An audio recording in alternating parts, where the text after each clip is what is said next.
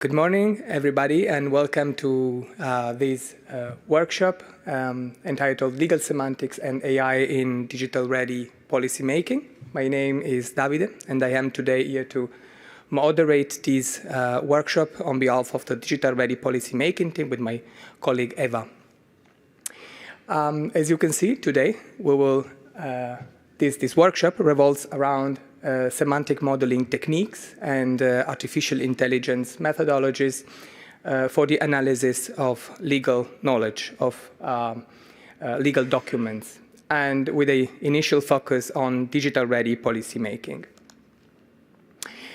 The workshop is divided into sessions. The first one is a bit more theoretical, focused on the importance of the relevance of legal requirements in digital-ready policymaking, and the second one is about concrete applications of semantic modeling activities and artificial intelligence in digital public services. So as you can see, the focus is not only on digital-ready policymaking, but in the broader realm of digital public services. I thought that the best way to make sure you understood the rationale behind the choice of this topic was to use a graph.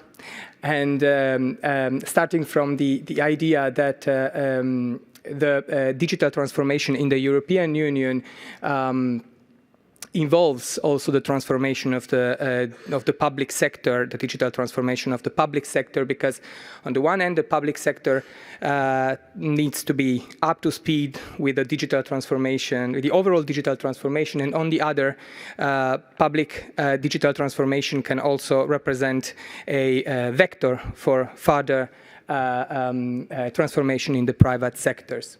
Concretely speaking, the public sector's digital transformation requires digital public services, and digital public services have a diversified nature, and there are many examples of these public services, starting from the digital identity provision and verification, policy-making activities that are provided eventually digitally, the recognition of skills and qualifications that can also make use of digital solutions can be provided electronically, cybersecurity incidents notification, taking the example, for example, from the last omnibus package. Digital public services do not originate in a vacuum, but they are set out, they are established by legal requirements enshrined in legal acts. So there are legal frameworks that mandate the creation of digital public sectors. And from our digital-ready policy-making perspective, on the one hand, digital-ready policy-making enables the public sector's digital transformation by considering the digital implications of the requirements that establish digital public services. For contextualizing, in order to contextualize better the importance of legal requirements in digital-ready policymaking, I will leave the floor to my colleague Eva.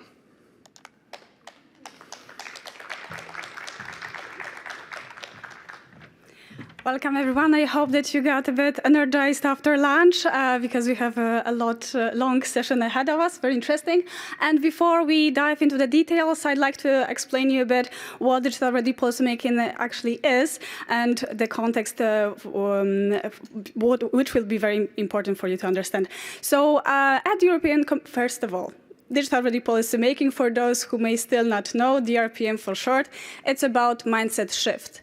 It's about thinking, including digital aspects of policies as early as possible in the policymaking process. So you invite your IT experts in the policymaking process not to leave the digital implementation at the very end of the process, to make simpler, faster and easier digital implementation of these policies.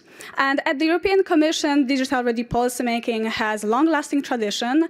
There is digital by default principle in Better Regulation Toolbox that in general is guiding policy officers in designing sound policies. There is also digital digital-ready policymaking specific objective in the Commission digital strategy. But these were kind of a soft triggers trying to really incentivize colleagues to make policies digital-ready. And we're still missing some stronger push to make this really happen.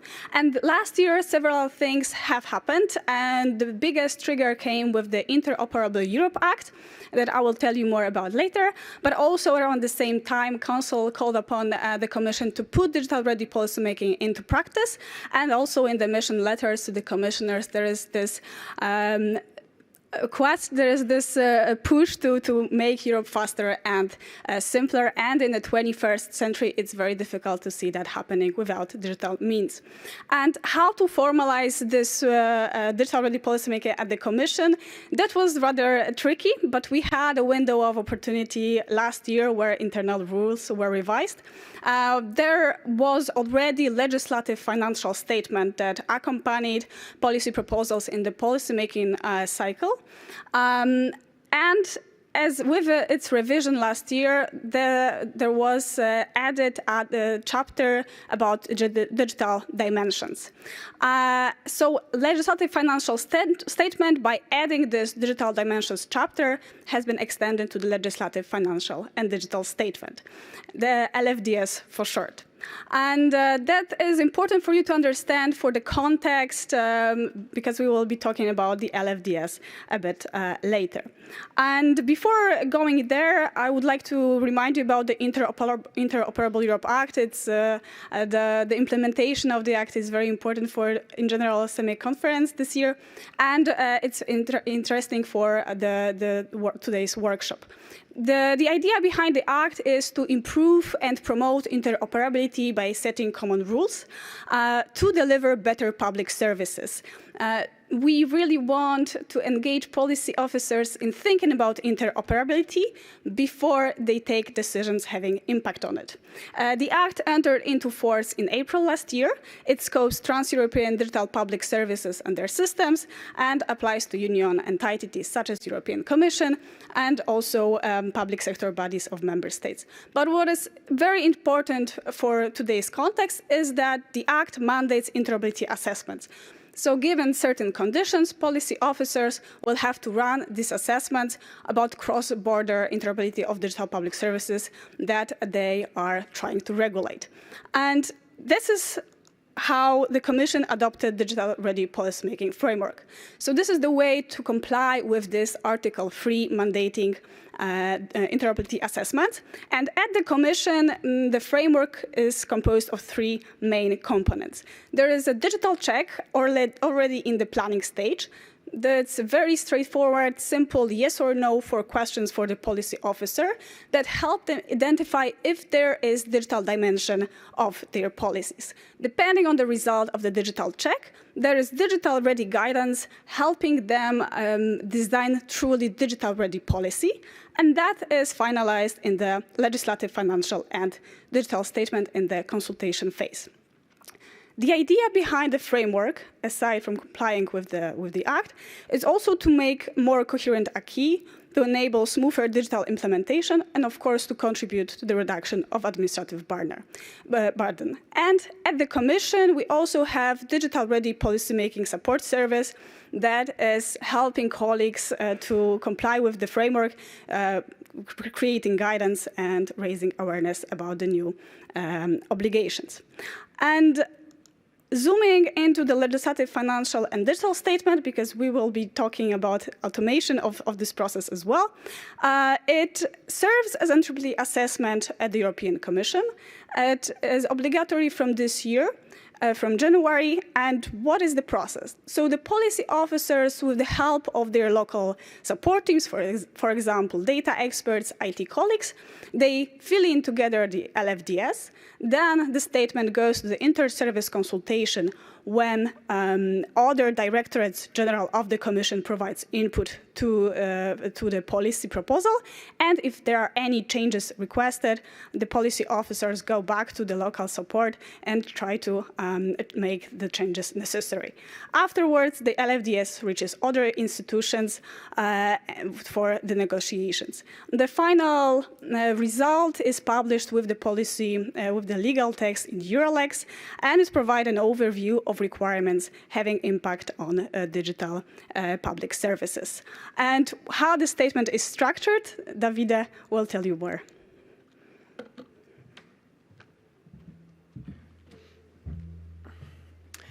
Thank you.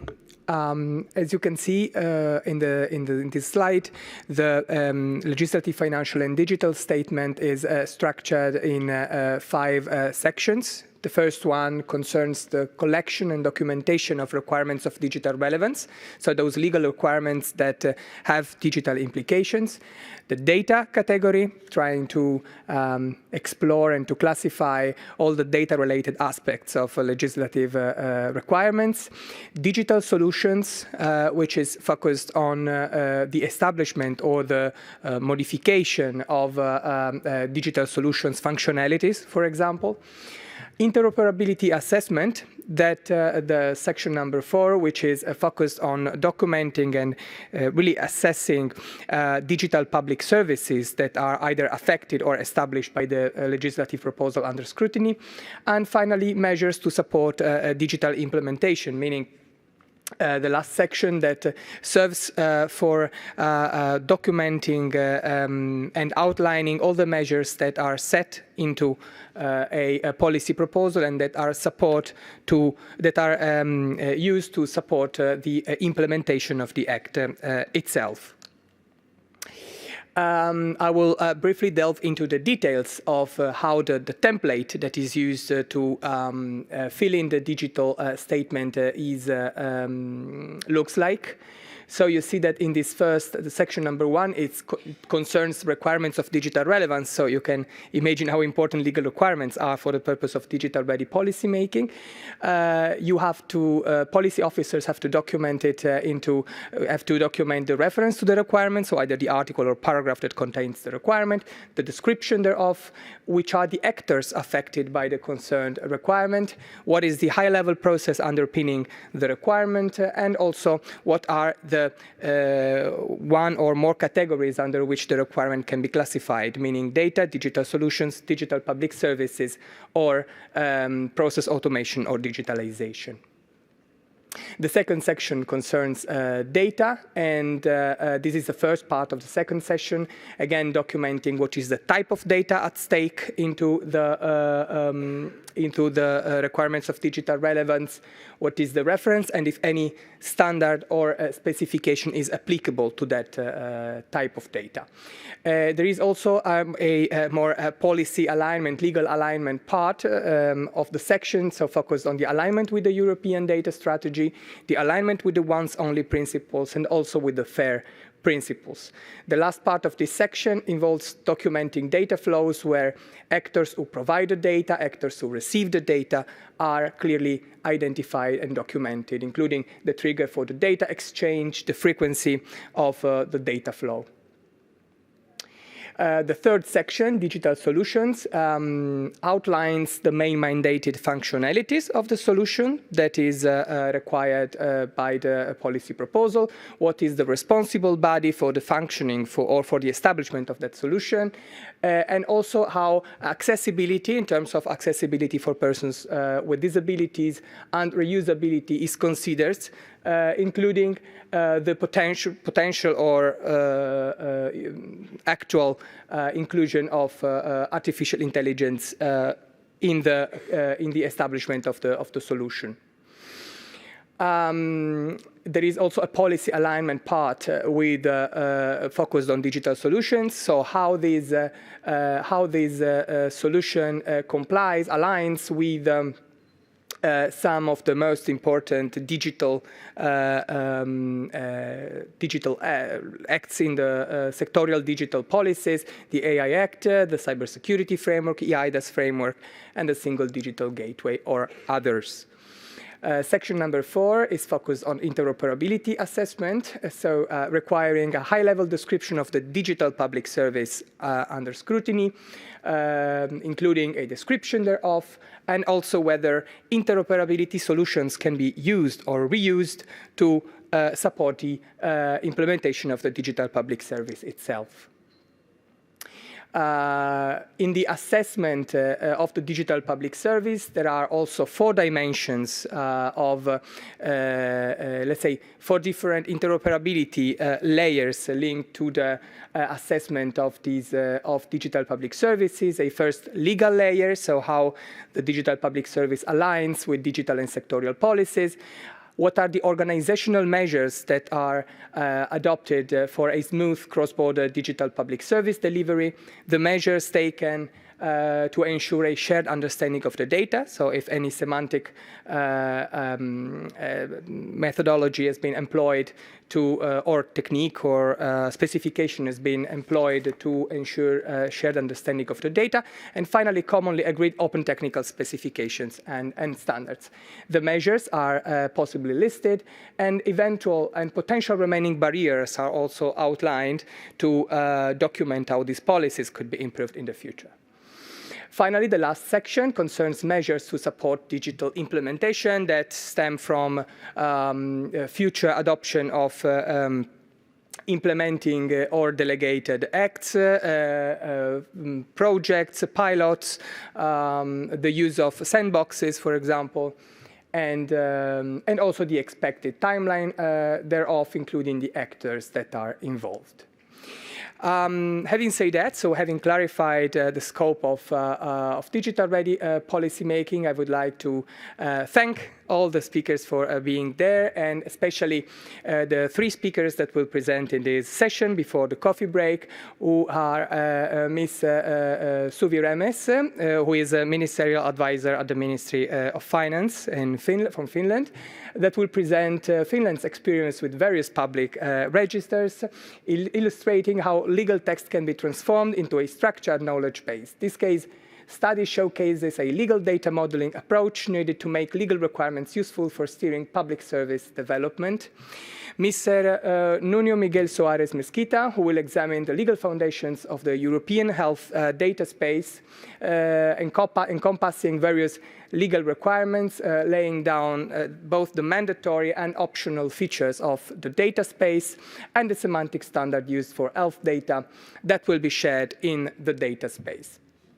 Last but not least, Mr. Rasmus Lundgaard Nielsen, who is head of Secretariat for digital-ready legislation from the Danish Agency for Digital Government, Denmark, who will present Denmark's methodological innovations in digital-ready legislation, showing how legislative drafting processes themselves can be rethought to produce laws that are clearer, structured, and better suited for digital implementation. I would also like to remember that we will have a Q&A session, a unique Q&A session taking place after this first round of presentations. And so please feel free to join. And I would also like to remind to the speakers that I have included in their slides, one, this QR code through which you can access Slido and ask questions to the speakers. So without further hesitation, I would like to give the floor to Ms. Suvi Remes.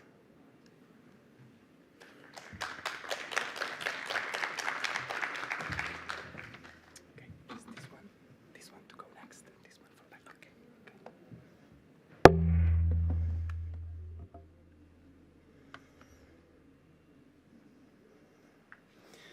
Good afternoon, everyone. I'm very pleased to be able to share with you a glimpse of our work we do there up north. Thank you for having me here today.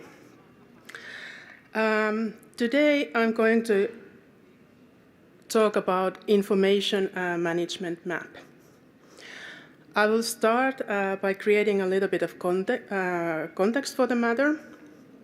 On the other hand, we are here at SEMIC today, so I will open a discussion a little bit in the spirit of the Interoperable Europe Act about the cross-border aspects of this work. And I will conclude the presentation with some further plans that I hope to see coming into action one day in much larger scale than what we have today. So, after the next 20 minutes, I hope I have explained why and how we do this work. You have probably heard the slogan of Finland as the land of thousands of lakes. Yes, that is true. And I do welcome you to enjoy our beautiful lake scenery in any season. Please be welcome.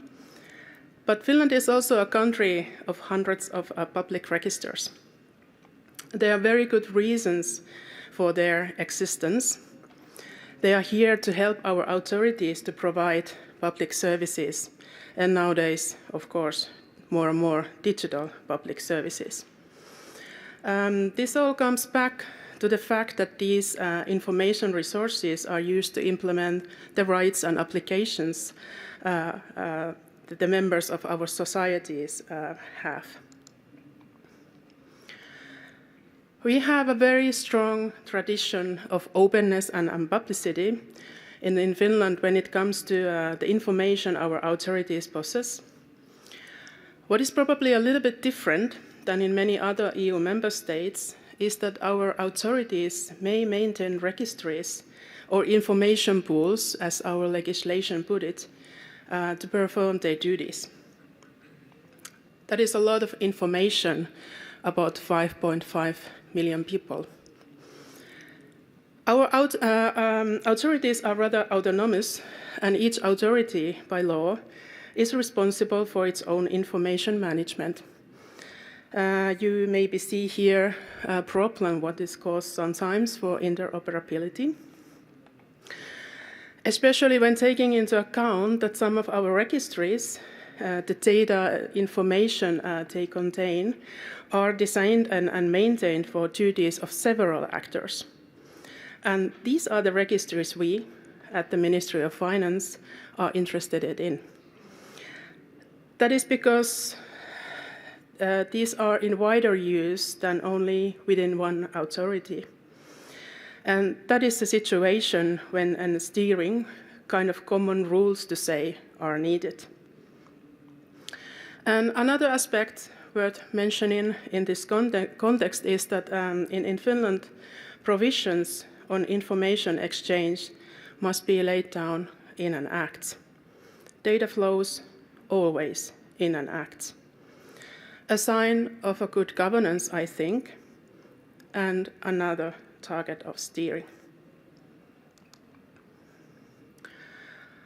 Well, how do we know then what are those shared information resources or registries then?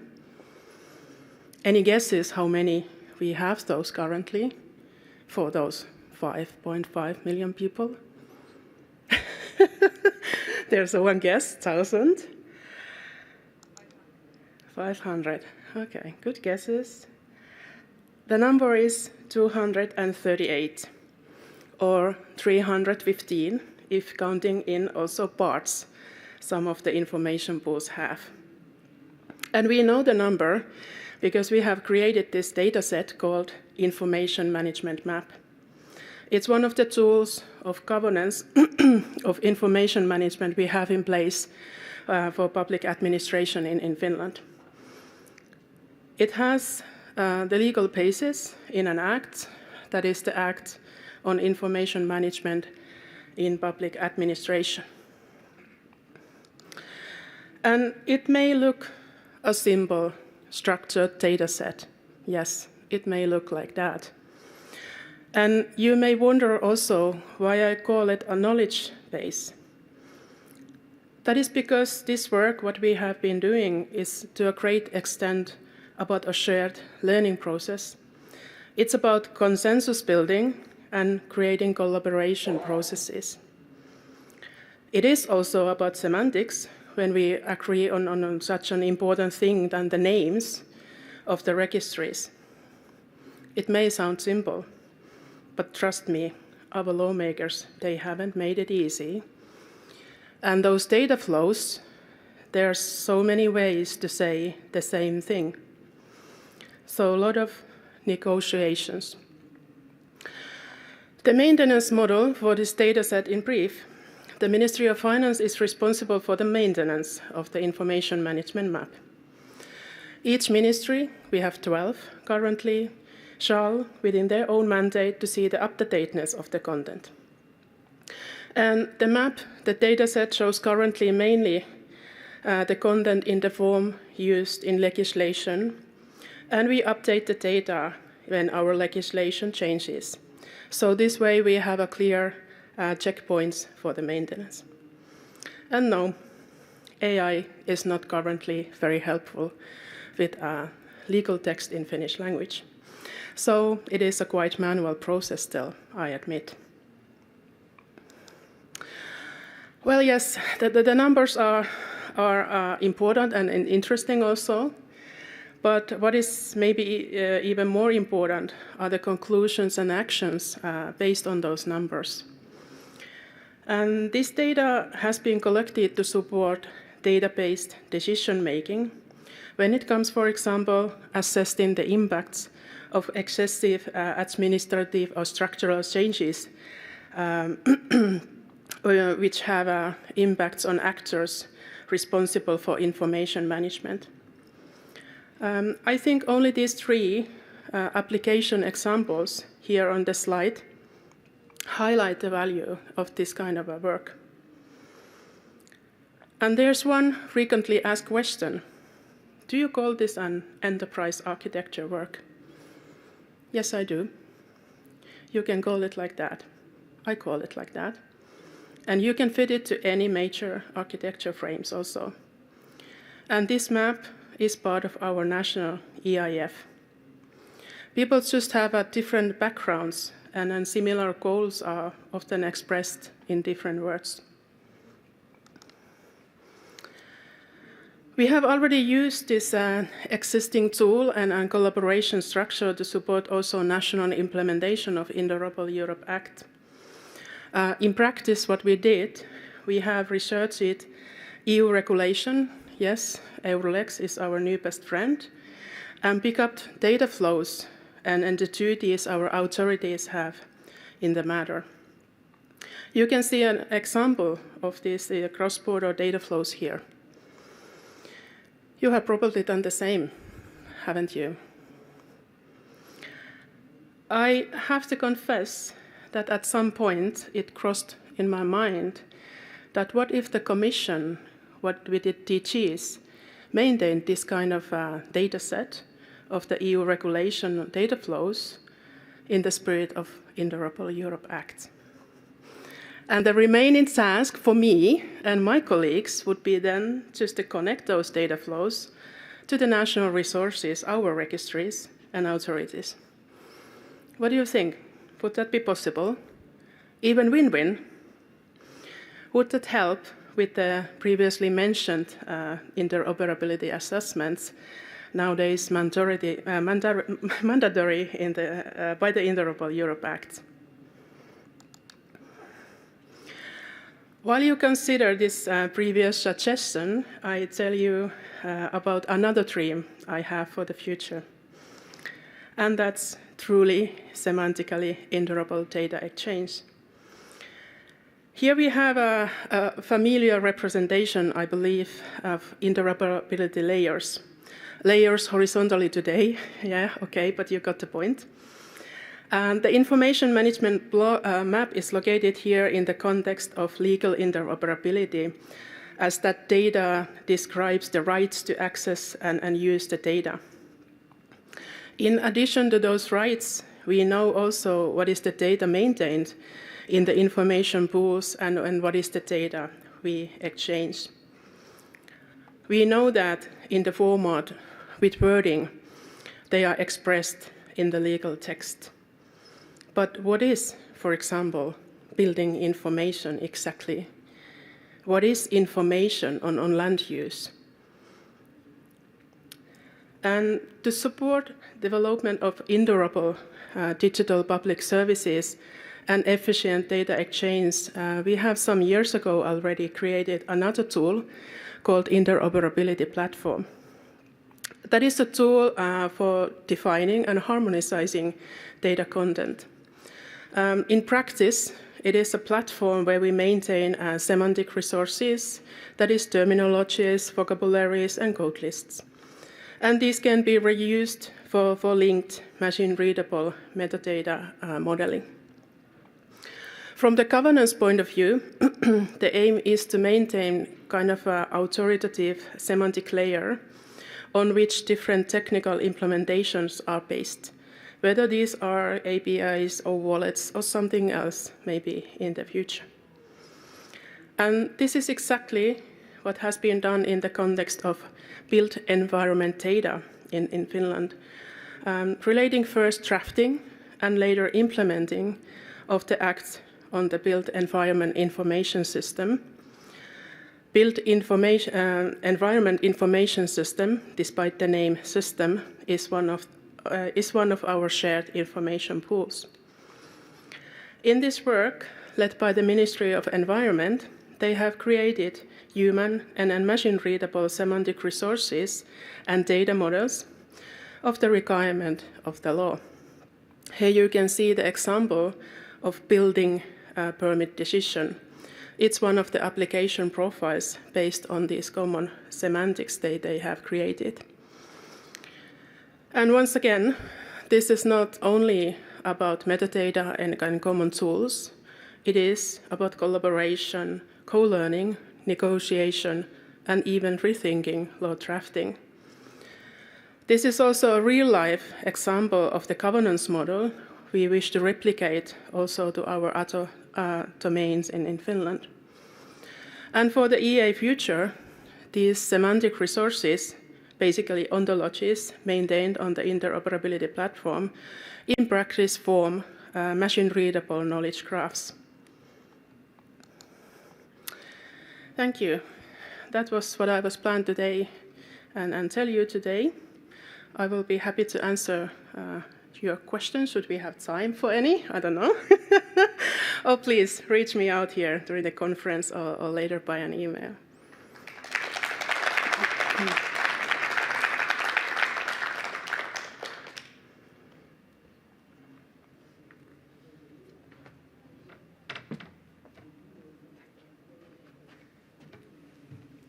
Thank you very much for the inspiring presentation. And now I would like to invite here Mr. Nuno Miguel Suarez Mesquita, who is an IT project manager from the European Commission, from DG Sante, and who will introduce some interesting information about the legal foundations of the European health data space. Thank you.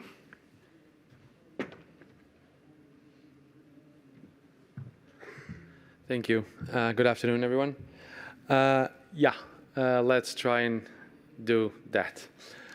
Okay, so I will try to explain a little bit what EHDS is about. Currently, I'm project manager on the secondary use of health data. So the EHDS regulation defines for the primary use for electronic registrations of wellness applications and medical systems. I will focus mainly on the secondary use of health data. I will take you to the health data at EU central platform ecosystem and the legal basis and the legal context for those implementations. We'll show a little bit of our current release 5 that we have on acceptance. We will talk a little bit about the standard, which is Health TCAT application profile, and then we'll take a look also on the legal context for the data applications. Okay, so as I said, I went a little bit ahead of myself, so I will be focusing on secondary use. The EHDS regulation also defines the primary use and the primary use of health data and electronic health records for systems and wellness applications. So this is our overall timeline.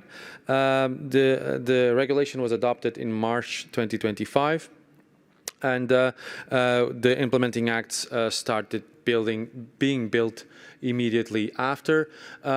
We can see here in orange the stakeholder support for the implementation of the regulation, to support the member states in the implementation of the regulation, to agree on the business rules, to establish data quality and utility labels for the data sets that are going to be shared on the Health Data at EU Central Platform, and also a contract signed with the company to start building the member state capacity building, meaning creating workshops, creating learning materials for learning about the regulation and actually creating experts.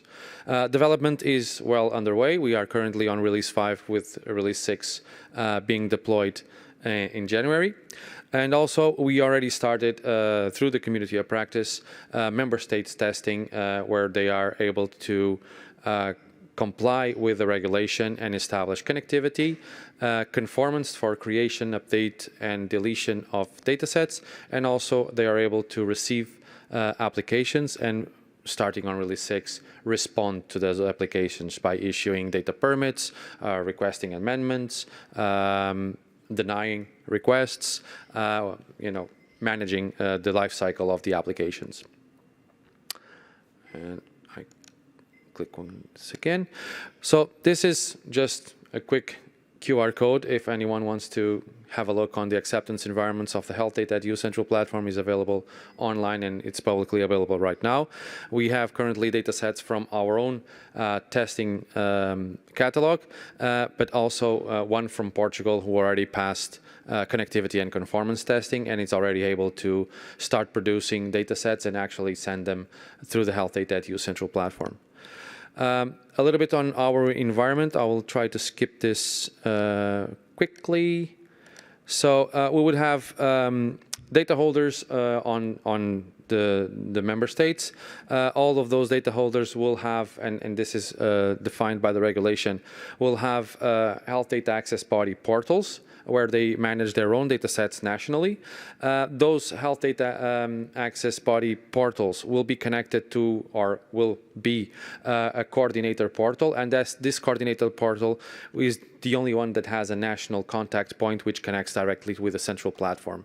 This is all established on the regulation, and the regulation also established that there will be a data holder for the union, for EMA, ECDC, those entities that might want to share data sets on the Health Data at EU Central Platform, also using a service portal for their purpose, with also a contact point.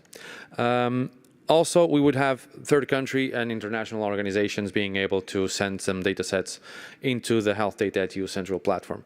So what I'm trying to show here is that you see that the contact point is a common ground between all of these infrastructures that are the spokes of this hub and spoke architecture, and the Health Data at EU will be the hub in the middle, receiving data sets and dispatching applications throughout the entire network and until it reaches the data holder, so that this application can be assessed.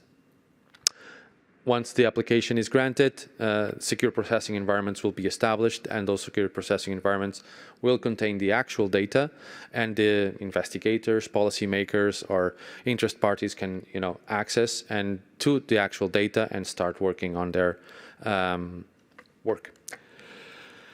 So there are three types of components or legal ingredients. We have the Health Data at EU infrastructure, which is basically the hub and spoke architecture that establishes the contact points and the central system. The catalog that's conformant to Health DCAT AP, the standard for the data sets, and the data set applications. So the conformance of the requirements is validated or guaranteed by the implementation of the interoperability testbed. This is a building block from the Commission that has been altered or configured to enforce the regulation and guarantee that the connectivity is established according to what has been defined, that the usage of the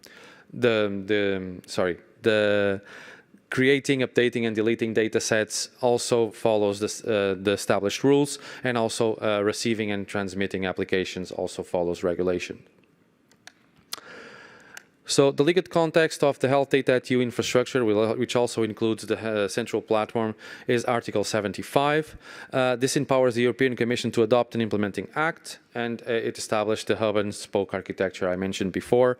Well, it's a matter of reading the regulation. This infrastructure, it's based on a four-corner architecture. So you can see that party A would be the member states, and this can be replicated for many member states and union bodies and international organizations there is. And it's established on corners 2 and 3 in the bottom, the connectivity between them in a secure manner. And then the information is retrieved by the party B, which is the health data at EU central platform. And this system is, of course, reversible when party B becomes party A and party A becomes party B when we are sending applications from the central platform to the member states. These are the type of business message layers. I will not take you through all of them, but it's a little bit of what we are proposing to do to comply with the regulation. And you can see here now the legal context for the Health DCAT AP. So the data holders must provide data set descriptions in national catalogs. So the health data access body portals that we saw in the previous image are defined by Article 60. Health data access bodies must publish machine-readable public data sets. These also need to be transparent and reliable. The Implementing Act ensures interoperability between national infrastructures and the Health Data at EU central platform. So the Release 5 Health DCAT application profile introduced health-specific properties to extend DCAT, and also a mandatory access rights property that defines the access rights of the actual data. So this is not the access rights for the metadata. All metadata on the Health Data at EU central platform is publicly available, but the different types of data existing on the member states can be non-public, restricted, unpublic, and this is a control vocabulary maintained by the Publications Office. And so this is machine readable, and immediately the systems will know what type of data they are requesting access to. This is our specification of the Health DCAT Release 5. This is publicly online to anyone who wants to consult the diagrams, learn a little bit more about definitions, usage notes, what properties are mandatory and what not, according to the access rights defined. There are mandatory properties for non-public data sets, which are the main focus here, the data sets that can actually be requested access to by filling out an application on our system. And also we have health properties from non-public data sets, so all the properties that we added to the specification, to the application profile, and how we extended DCAT. We also created supporting tools to help the member states create data sets and understand the Health DCAT specification. And we can see here we have the Metadata Explorer, which is a more comprehensive way of introducing the specification, and then we have the Dataset Description Assistant, which actually by following the form that is presented, you can actually build your own dataset that's compliant, and you are able to eventually export it to the Health Data at EU central platform. The conformance is. This is readable. So the conformance is done on the interoperability testbed. You can see here a test suite where the cases for creating, updating a data set on the different types of access level has been executed and passed. And so this is one of the steps that you need to go through until you have your conformance statement, and with the conformance statement you are granted access to the Health Data at EU central platform. While you don't have that conformance statement accepted, we will always be able to connect to the interoperability testbed, and you won't be able to move forward. So the legal context for the data applications.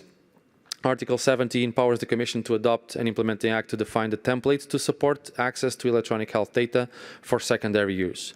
So here you can see you have the data sets on our system.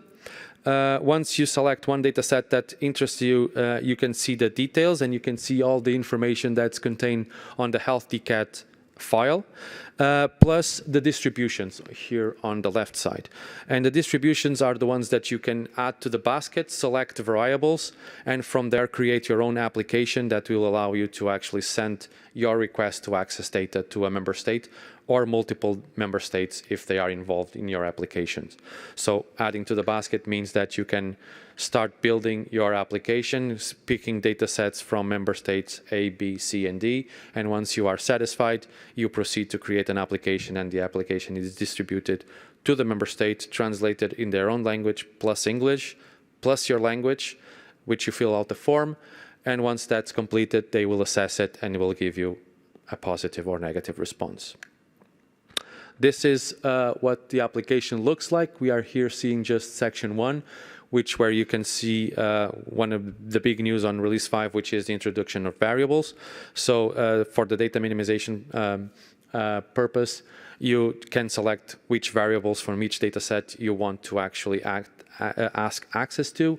The ones that don't interest you or you don't have a right to claim them, you just don't select them and they are not requested to the data holder. Again, on the interoperability testbed, to make sure that the regulation is respected, both the content of the messages that are exchanged and the message structure itself is validated on interoperability testbed, and will also add to the conformance statement you require to move on to the acceptance environment. And that's it from my presentation. Thank you. One more for the questions, if there are any. Yes. I don't know if there is a microphone. We have a question there. Yes, we have a Q&A session at the end of. Oh, okay. So, okay, got it. Thank you.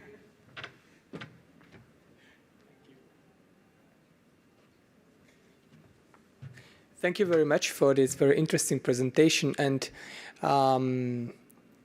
you can have no doubts that we will have enough time for discussing during the Q&A section. Following the last presentation of the first session of the workshop, where I would like to invite to the floor Rasmus Lundgaard Nielsen, who is head of Secretariat for the Digital Ready legislation at the Danish Agency for Digital Government, Denmark. And thank you very much.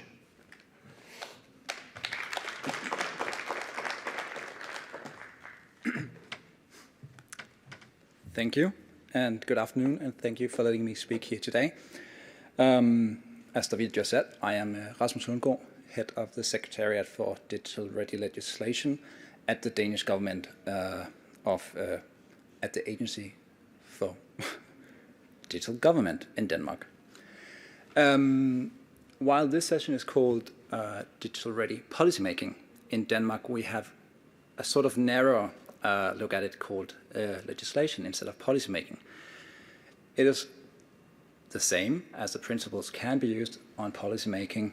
They aren't really used in in real life. Our role as a secretariat is to ensure that new laws in Denmark can actually be implemented digitally. And today I want to share how we are rethinking our methods for supporting ministries in drafting laws that are digital ready. That means updating processes, supporting lawmakers, and preparing for AI integration. Today we operate in a landscape where AI and new drafting practices are new, and new expectations for implementation all shape the way our laws are made. So our tools and methods must evolve accordingly.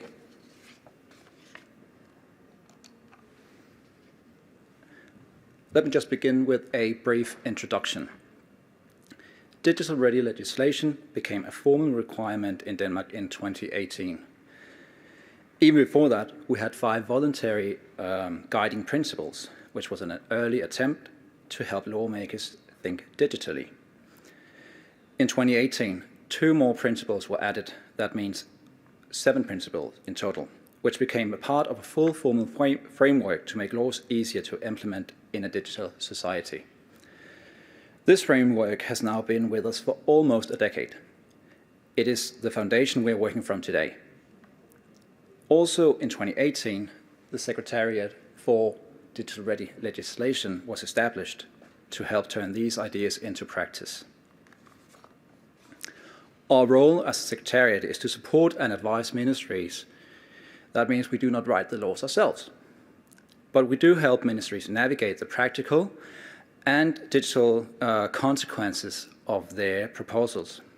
This includes guidance on how data may flow across authorities, potential impacts on public authorities like municipalities and ministries, system and interoperability considerations, as well as possible administrative effects on citizens and businesses.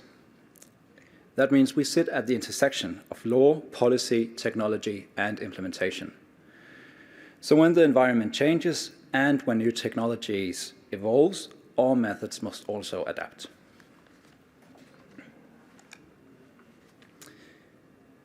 Historically, the Secretariat has treated all new law proposals much the same way, on paper at least. That means a small technical amendment would receive similar attention as a major reform with national implementation consequences.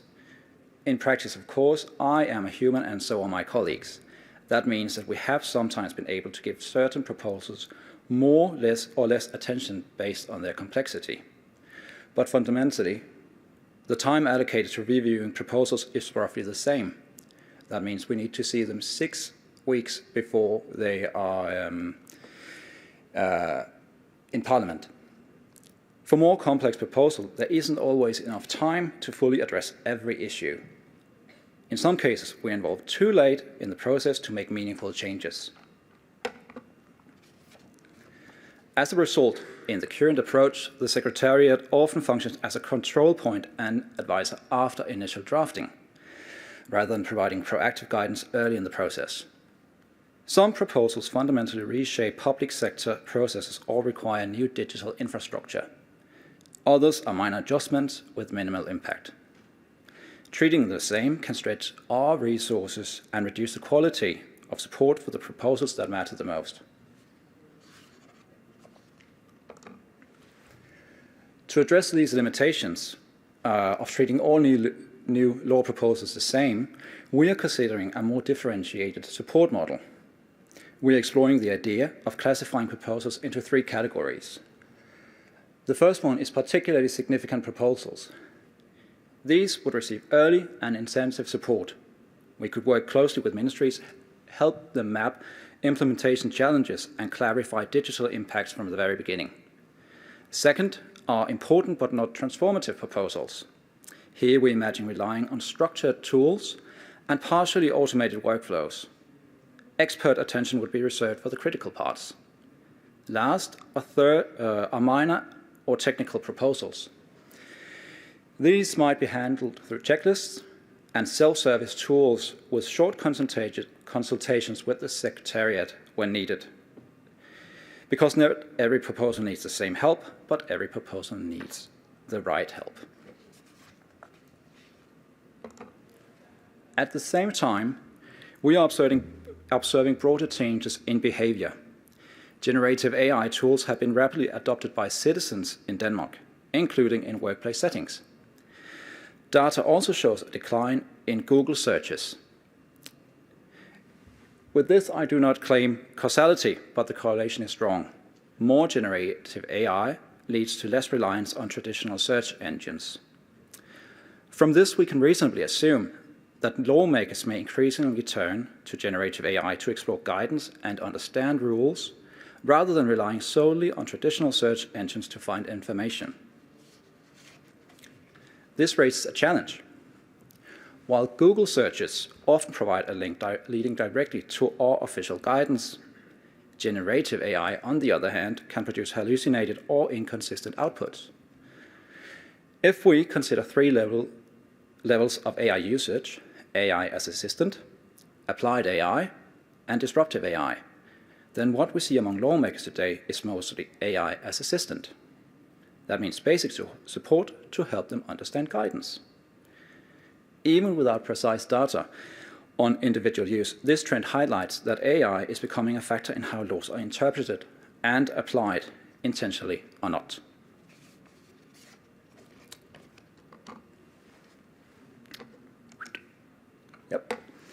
So, as we considered a more differentiated approach to supporting new law proposals, we wondered, could we simply feed a completed proposal into a generative AI model, along with our written guidelines, and let it produce meaningful support?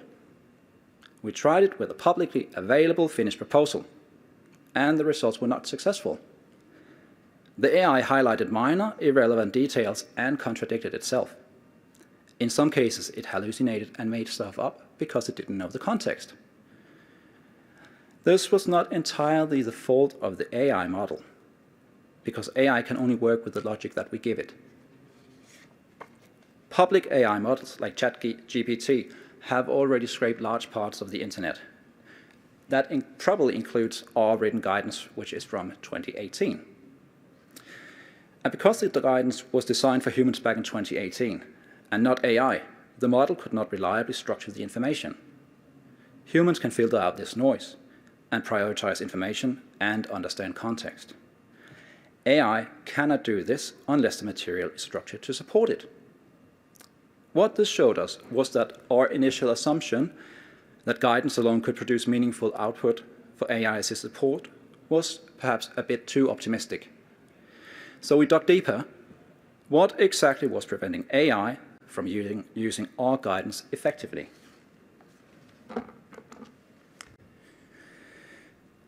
So when we analyzed our 2018 guidance, we found some structural issues. First, some sections of our guidance are actually very clear. This is a page from our guidance, and if you look at the parts marked with green, those are the parts that we consider the clear parts. Those other parts, the yellow ones, are less clear. We consider those yellow sections less precise, overly long, or internally inconsistent. Humans can navigate this, but AI will struggle. This is because we have not specified the hierarchy between the green and the yellow, which means that AI will produce that imbalance, highlighting trivial details alongside critical points in its output. We also noticed that terminology and structure are inconsistent in our guidance. Clearer, semantically consistent wording would make guidance easier to interpret and use, both for humans and for AI tools. The result is that AI cannot reliably distinguish what is essential, and humans may still spend unnecessary time or effort clarifying terms or interpreting intent. The key takeaway here is that we need guidance that is key information over noise, semantically clear and operational. From our analysis and AI testing, we have learned 4 important things. First, our guidance needs to be clearer, more concise, and more operational. Second, it must follow a structured, semantically consistent format that both humans and AI can navigate. Third, different new law proposals require different degrees of scrutiny. Not all proposals are equally complex or impactful. And fourth, high-impact proposals require earlier, closer engagement. It's important to emphasize that AI here is not the core goal, however. It is a support tool to make guidance clearer and more effective, not a replacement for professional judgment. These lessons are guiding how we rethink our methods for supporting ministries and preparing for future AI-assisted workflows. At the moment, we are updating our guidance, and at the same time, we're examining whether the 7 principles for digital-ready legislation in Denmark remain fit for purpose or need modernization. The purpose remains unchanged: to ensure that new laws in Denmark can actually be implemented in practice digitally, efficiently, and consistently. The guidance and principles need to be clearer, easier to apply, more operational, less open to misinterpretation, both by humans and by AI tools. AI readiness, as I said, is not the primary goal, and we are not updating our guidance for the sake of AI, but for the sake of humans. In this regard, semantic clarity is a very useful design consideration. because if the guidance and principles are clear and semantically consistent for humans, they will naturally be easier for AI to interpret as well. The updated guidance will focus on decision points rather than long explanations, be more modular, and better suited for both self-service use and AI-assisted drafting. This is the next step in evolving our support methods for ministries.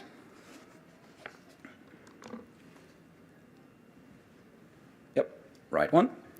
As we update our guidance and principles to be clearer and more operational, we are also exploring how AI could support our internal workflows. The aim is to make the Secretariat's work more efficient, particularly for the more complex and significant proposals, while keeping human judgment central. As you may recall, we are moving toward differentiated support for new law proposals, focusing our attention on the most significant cases, while lighter proposals are handled primarily by ministries themselves, with our guidance and with our tools.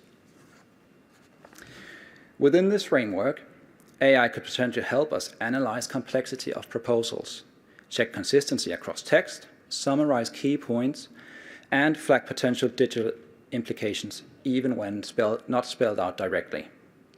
Crucially, Secretariat staff would still review and interpret these AI-generated insights, ensuring that important issues are correctly prioritized. Let me just underscore that this is still at the planning stage. A secure, closed ecosystem accessible only to agency staff is planned for the near future. Only then would we be able to apply AI in our workflows. AI is a support tool and not a replacement for expertise. It can help us apply the updated guidance and principles more effectively, maintain semantic clarity, and ensure critical issues are not overlooked, all while keeping human judgment central.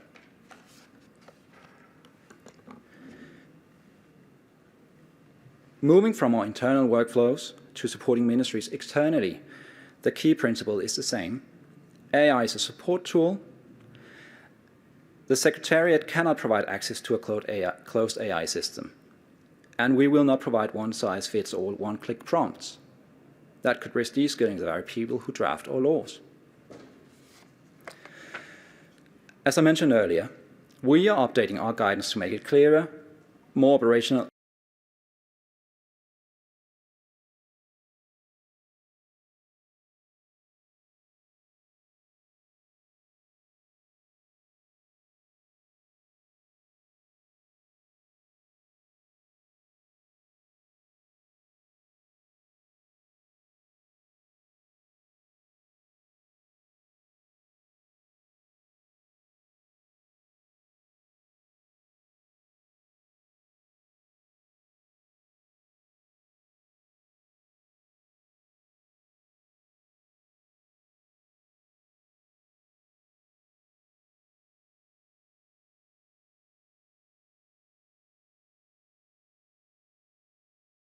have access to secure AI systems within their own organization.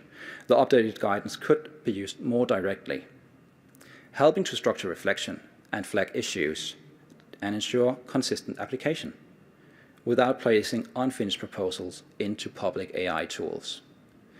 The key point is simple: clear, semantically precise guidance supports human judgment and makes assisted reflection more reliable. In the end, I want to conclude with these 5 key takeaways.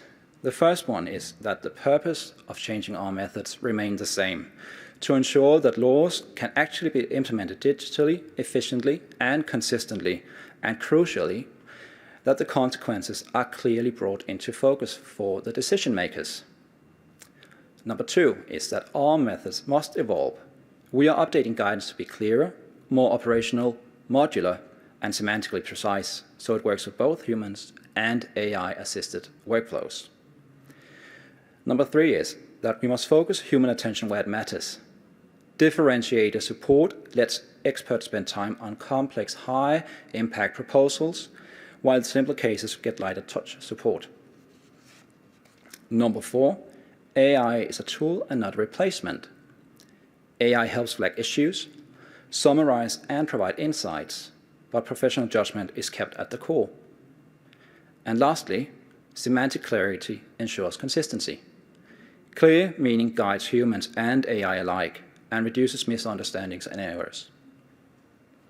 Thank you for your attention.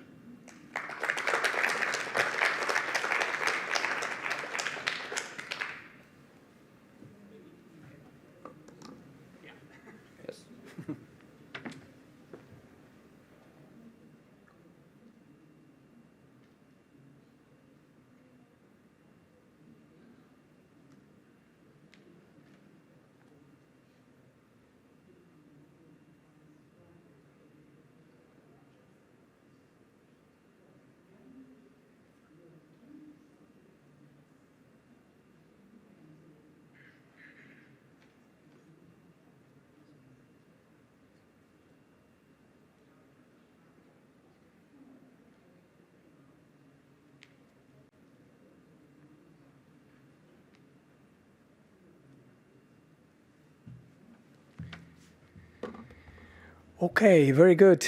Also, thank you very much to Rasmus for this very inspiring presentation. We have collected plenty of questions, so it's excellent that we have some more time than expected. I would encourage you to further use Slido if you have further questions, but just in case, you can also have a microphone to ask your question out loud. I would address the questions speaker by speaker so that you can come here and reply, and hoping that I will be able to showcase them here. Let's see.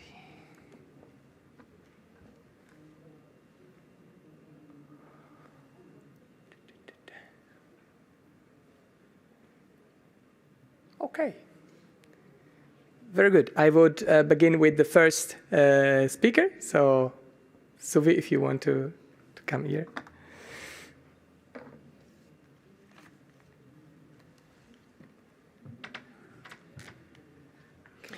Okay, I can read the question and then you can, yeah. So the first question that we have is the following. What do you see as the main obstacles and opportunities for creating a similar EU-level knowledge base of legal requirements for digital public services? Any lessons from the Finnish experience? Okay, now starts the trickiest part. First, the opportunities, of course. I think the opportunity, the main pluses here relates to that fact that I believe that it's easier to plan for the future if you know the present. We don't necessarily need to know the past, but to know the present, and then kind of creating sort of knowledge, what would change when we create plans for the future. I think that's the main kind of opportunity of this kind of a data set, also on a EU, possibly on a EU level. Obstacles, it's us, we people, because it probably would change a little bit kind of a way people work. So we come back to those questions of collaboration and kind of our capabilities to create structures around this kind of matters. That's what I think. Excellent, thank you. And let's move then, and I hope that the question was answered. We can go to the second questions. We have collected many questions, around 70, so we have many to address. And the second question, maybe it would require some clarification out loud if the question was asked for from someone in the audience. Is the Finnish knowledge graph an example of an as-ordered specification or as-built documentation? And here I have to say that I don't know. I'm not technical enough to answer to this question, but please send me an email and I will find a person to answer to this. I see that, I suppose the person that asked the question would like to. So the quick question Thank was, you. if it was, so you scanned legislation and you found paths, and so you modeled the law. But do you know if this is the more like the real world experience? Do the basic registers contain more data elements? Do they have different flows that you don't know about? That's yes and no. We model laws. That's true, but it goes further than that, because as I tried to explain in my presentation, the law, it doesn't say enough, kind of. It says that you have to exchange information, let's say, on land use, and probably some information on personal information relates to that, and so on. But to be able to create the data flows and exchange the actual data, we need to go a little bit further. So that's why they have created those collaboration structures where they can agree a bit further on those semantics and then data models and everything needed to exchange the data in real life. I hope that answered to the question. Good. Okay.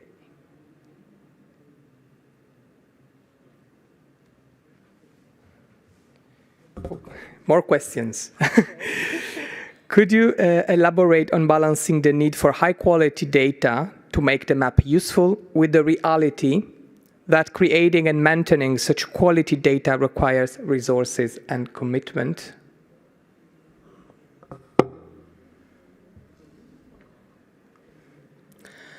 I hope I understand the question correctly. According to our experiences, most of the work is done when the work is started, because once you create it, when you create it once, that's the kind of a phase when a lot of human resources is needed.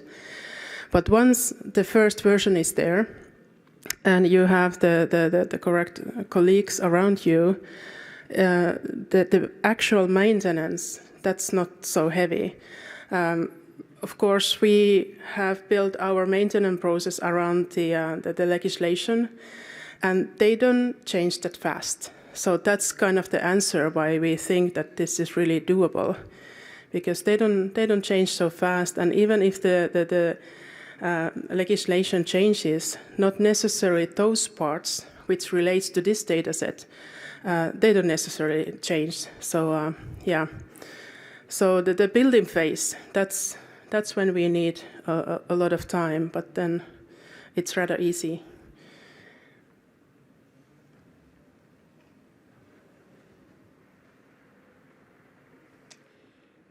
Okay, I would say that's the last question. Last question. Is the knowledge base also used as a catalog of available data when designing new or digitizing existing public services? Yes, that's a very good question, and yes, that's one of the main kind of use cases for this work, to be able to give kind of a consistent information on the available data and where is it maintained, who's responsible for that, and also kind of some sort of first-hand kind of link that what should change in our legislation that I could get that data, because that's also possible that it's not available without those changes in legislation. But yes. Thank you very much. Thank you. And again, do not hesitate to raise your hand and to ask questions also out loud. Nuno, if you can join.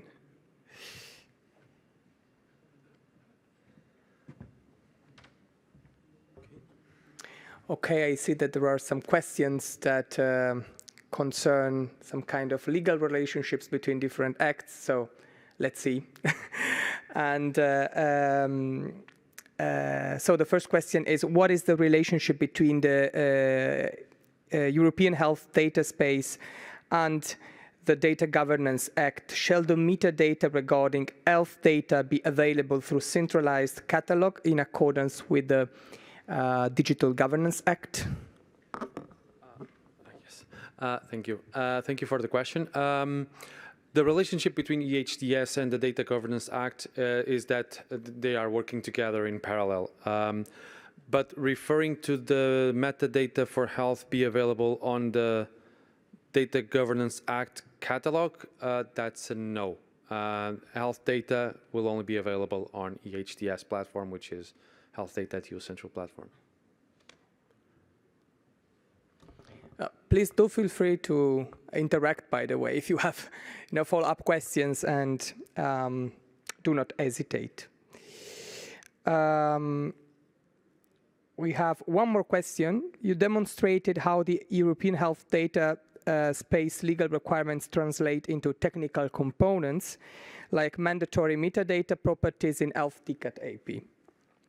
Any major challenge in the translation process from the law to technical implementation, or was there more, let's say, a broader room for maneuver in this implementation process? Well, that's a question a little bit directed to our policy unit, which could not be present here. I know that there has been a lot of work done with the member states, and it's been a back and forth of discussions and working together. Some challenges, of course, appeared along the way, but it's still a building. It's something that's being built together with the member states, and so yeah. Okay, go ahead. Okay. One more, many other questions. Are corners 2 and 3 national solutions, or are they part of the Central European solution? Okay, good question. So they are national solutions, and they are also part of the Central European solution, meaning the regulation states that we need to provide the solution for the health data at EU infrastructure, which includes corners 2 and 3. So the member states could take our open source code and deploy on their national infrastructure and use it as is. So corner 3, it's going to be the Commission to implement. Corner 2, it's available also on the source code made available by the Commission. If the member state decides for another solution that still respects the regulation, as long as it passes conformance, in this case connectivity testing, it should be fine. So Commission provides the solution. If the national wants to go any other way, that's also good.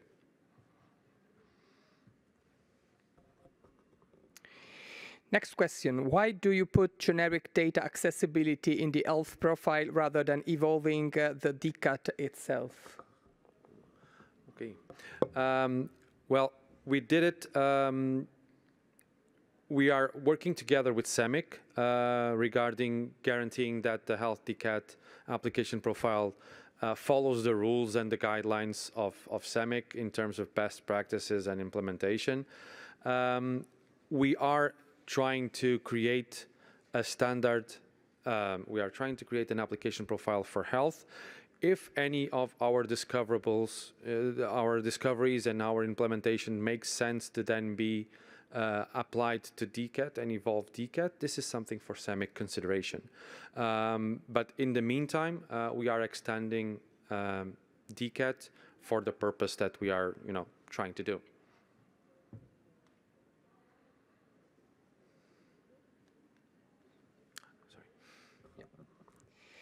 All right, again, a bit more on the regulatory framework. The EHDS involves the regulation, implementing acts and technical specifications. Did you encounter any challenges in ensuring consistent interpretation across these different legal layers, some kind of inconsistencies or potential antinomies between these sources when translating the requirement into technical ones, from legal requirements to technical requirements? Yeah, a couple of challenges. Mainly trying to connect the legal requirements with the building blocks that were available on the Commission, and trying to reuse, technologies that were present and were also used on the Commission, and at the same time trying to establish a connection between the requirements and also our objectives, which were to make it open source, to make it available for everyone publicly. So a couple of challenges there, yes, but I think we are in a good place. Okay, next question. Can you create a custom data set through the central platform? And is the data then collected in a decentralized way through the platform? Okay, I think I need a little bit of help from the person to... So what do you mean by custom data set? Data set with any sort of values that you want just to try it out? Something like that? Okay, yes, you could. You could create a data set with, that text that you see almost on every example HTML page, Lorem Ipsum, that would work, absolutely. When you have to use control vocabularies will be provided to you. So you can select them. Wherever it's free text, you can put whatever you want until the limit of characters allowed. And the data is then collected, wait a second. Oh, sorry. And the data is then collected in a decentralized way through the platform. Could you clarify? When you were talking about the application. You can take the microphone so that we are sure that everyone can. Yeah, thank you. Go ahead. Yeah, when you were talking about putting in your application, for me it felt like I want this data from Spain, I want that data from the Netherlands, and this from Belgium, blah, blah, blah. So then you put in a centralized application, you get the custom data set, and then you, like once only, you get, so that the data is not first collected in a centralized place, but every time you access the data, it comes from all those different data sets from the countries, or isn't that how it works? Okay, so what we have is metadata. So you can combine metadata from many data sets, from many origins on your application that makes sense to you. Once all of the metadata is combined on an application, then you are going to send this application to all the member states that are involved, meaning by member states, all the data holders inside of the member states that are involved, and they will assess if they will provide you access to the data.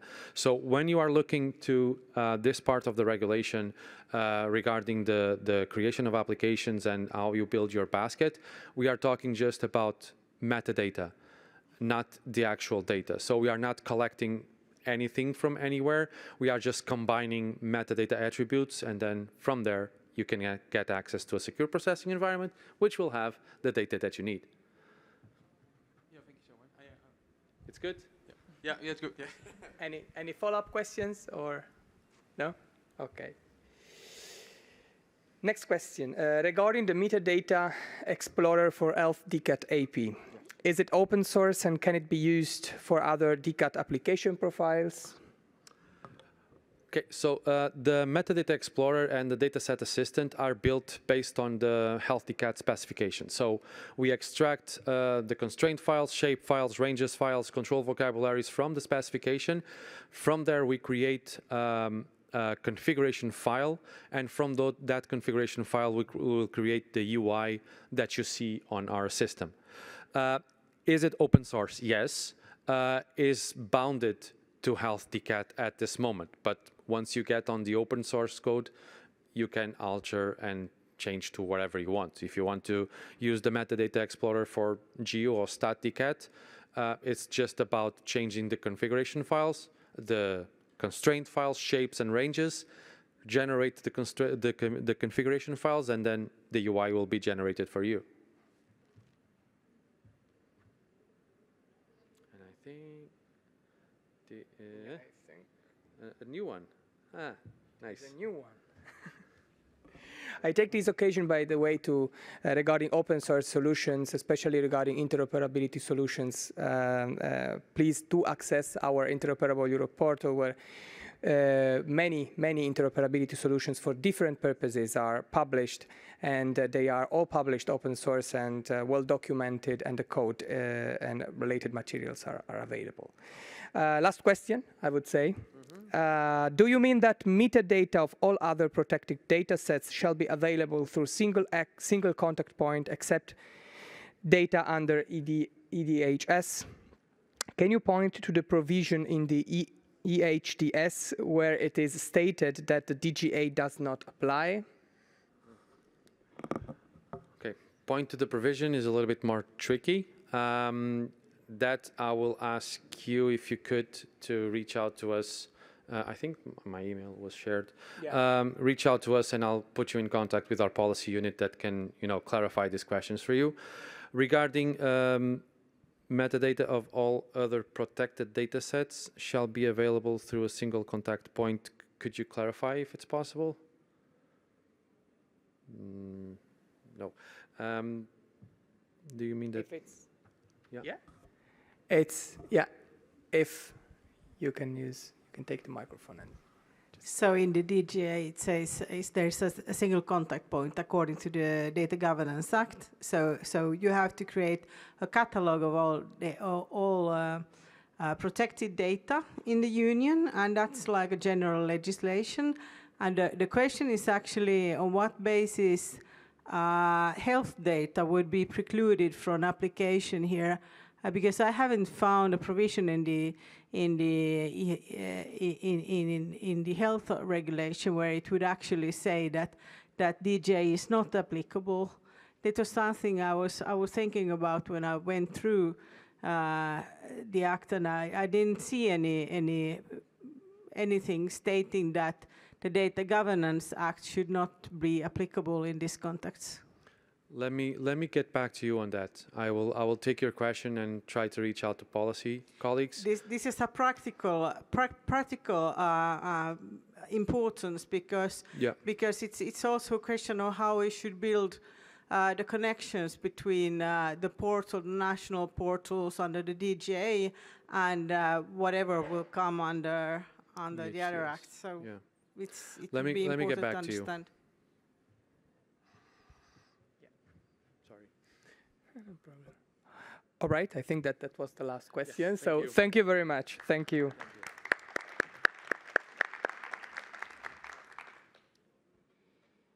Okay, so I invite to the floor Mr. Lundgaard again.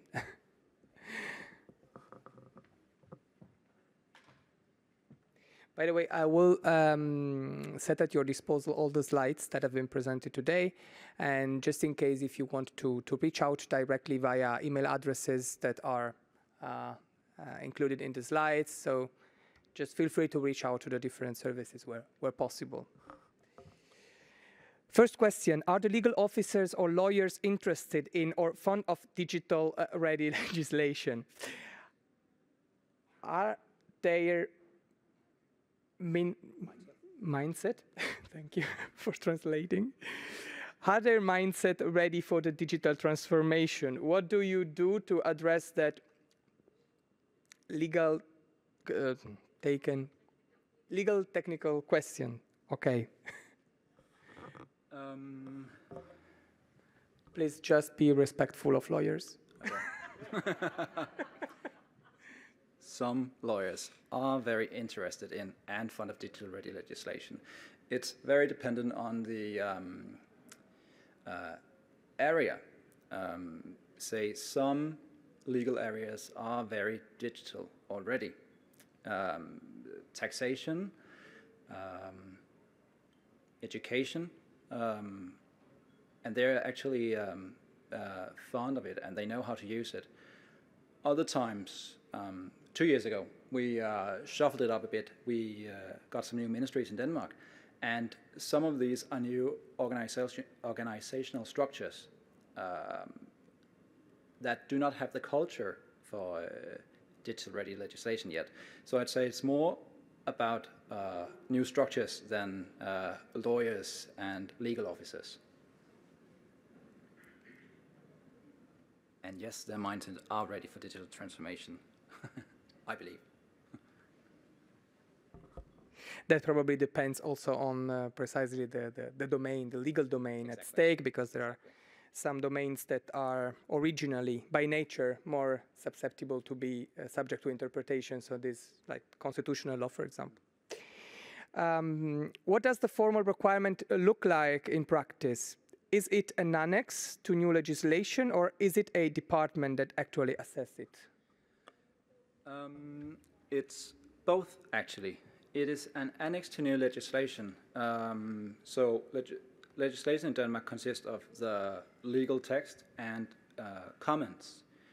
As part of the comments, all new laws are required to have a section where they describe how they live up to our 7 principles for digital-ready legislation. In practice, sometimes we will receive proposal that says, just says, yes, we live up to the 7 principles. And then we have to ask how, why, and sometimes they will say it's not relevant. And again, that's when my secretariat will have to ask them why. Also, in the Department of Justice, which we are not a part of, we are part of the department or the Ministry for Digitization in Denmark.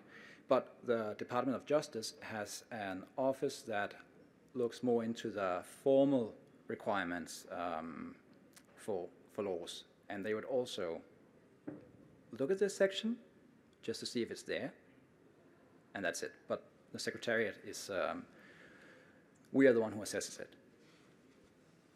Yep.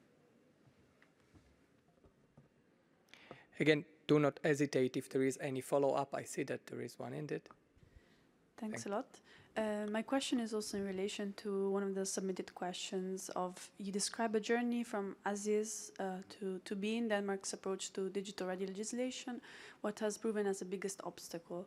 My question is a bit in relation to this, but more about testing. So in moving from this as is to be, what is the role of regulatory sandboxes and experimenting with these types of new spaces? So living labs, for example, are a way to test with the citizens their feedback of how this digital public service is being created. So as a regulator, it would be interesting to know your perspective. Thank you.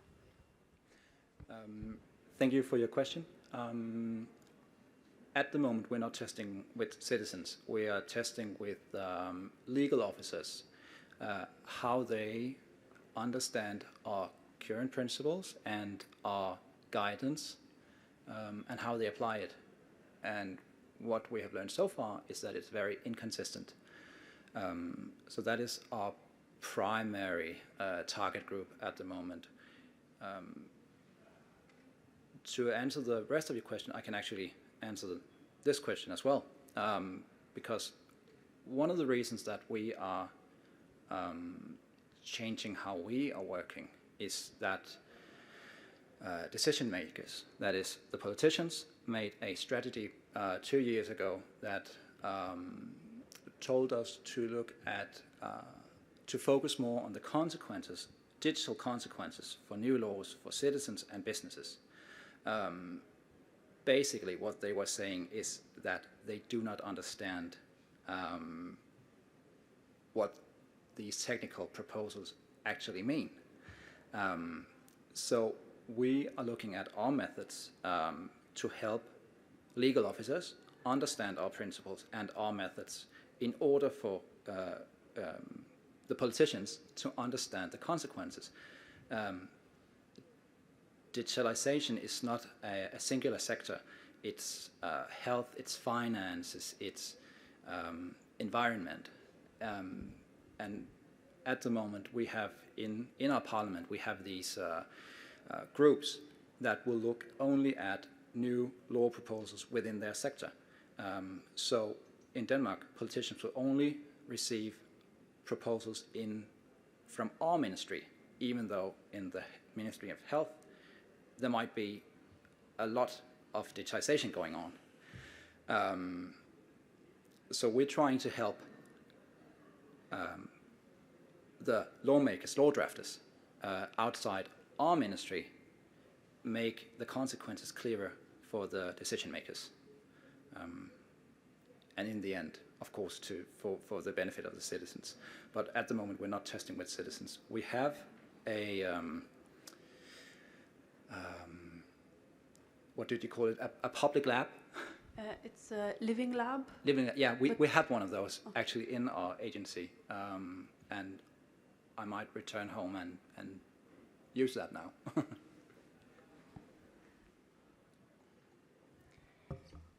Okay, I think we can also avoid to reply to the second question that is a bit similar. By the way, it was what has proven to be the biggest obstacles in moving from existing practices to this new direction. But if you think you replied already, we can just skip this. And maybe the second question that you can combine is about the public availability of guidance and principles that you apply in your digital-ready policy-making approach, so if they are publicly available. Yeah.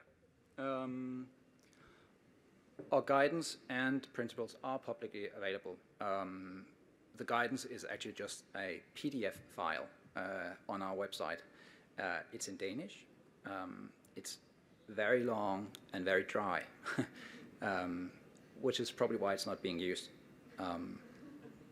So one of my points were that generative AI has scraped that information is from 2018, and the hierarchy between what is necessary to know and what is just filler isn't specified because it's from 2018.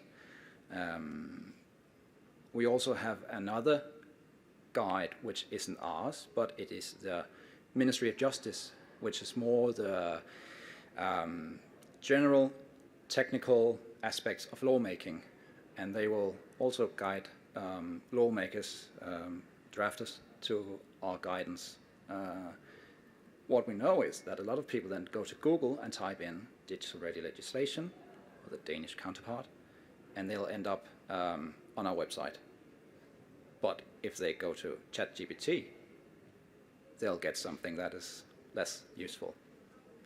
And the principles are, I believe actually they are in English on our website as well. Yeah. Okay. Was the claim of wider spread usage of AI in early legislation based on the Google Analytics report on the published guideline or something else? Something else. Some of my colleagues did a, what's it called? They asked a lot of people, they had a company ask a lot of people how they use AI. And what we saw that a lot of people, working people, so not children or not retired people, actually use generative AI. Also, it showed that a lot of them use it for work. Some of them may use it for recipes, but others may use it for explaining digital-ready legislation. So it's an assumption more than something that we actually know. It's based on data that shows something else. But we've had qualitative interviews with legal drafters that add to our assumption. Yeah. Now a question regarding interpretation. What are significant impact proposals? What are the criteria? If you know, let us know. We are, at the moment, we are trying to define the criteria. Some of the thoughts that we have at the moment are, does the proposal include new technology? Does it include existing technology, or does it not include technology? Does it include the use of data or stuff like that? But we haven't defined it yet. We are currently looking at updating our 7 principles, and the criteria will also be based on those principles. something that we are also looking into is that scoping of digital-ready legislation in Denmark. For instance, as an example, data regulation is actually within the Ministry of Justice and not a part of our area. So the question is, should we still look into that? It's a process, and we're trying to define it at the moment. Thank you. This is very interesting also to compare with the digital-ready policy-making approach of the Commission that we have outlined at the beginning, where the interoperability assessment begins with the identification of the so-called requirements of digital relevance that are categorized, documented, and identified. We still have more questions. Do you mean AI readiness for the guidance or for the laws as well? Primarily guidance. The laws should follow our principles and be ready for digital implementation. We haven't really defined whether that means AI readiness yet, but to us in this ongoing effort that we're currently doing, it's AI readiness for the guidance. And a question that if it wasn't there, I would have asked it. Do you consider a semantic data specification to overcome the AI readiness of the guidance? So using a semantic specification to render the guidance more digital ready?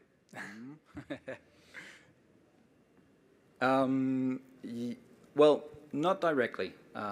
We haven't defined anything yet, but we are talking to IT officers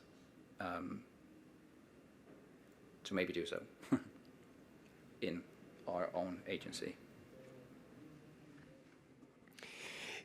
Did you access on the risk level or possible bias and the roles of AI deployer-producer according to the AI Act before taking AI into use?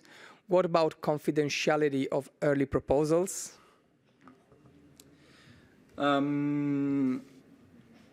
Yes, we are considering the risk levels and biases before taking AI into use. I cannot really go into detail because we have some of my colleagues in the agency are the ones who are deploying the AI solution in the agency. It is not my area of expertise. We were supposed to have it this spring. Unfortunately, it was delayed a bit and we haven't gotten it yet. So I can't really say for sure what the thoughts behind that are. Regarding confidentiality, today we aren't, I can't say for sure if other people would put their confidential early proposals into publicly available AI tools. But in our agency, we have guidelines for using ChatGPT, for instance, and that is not allowed.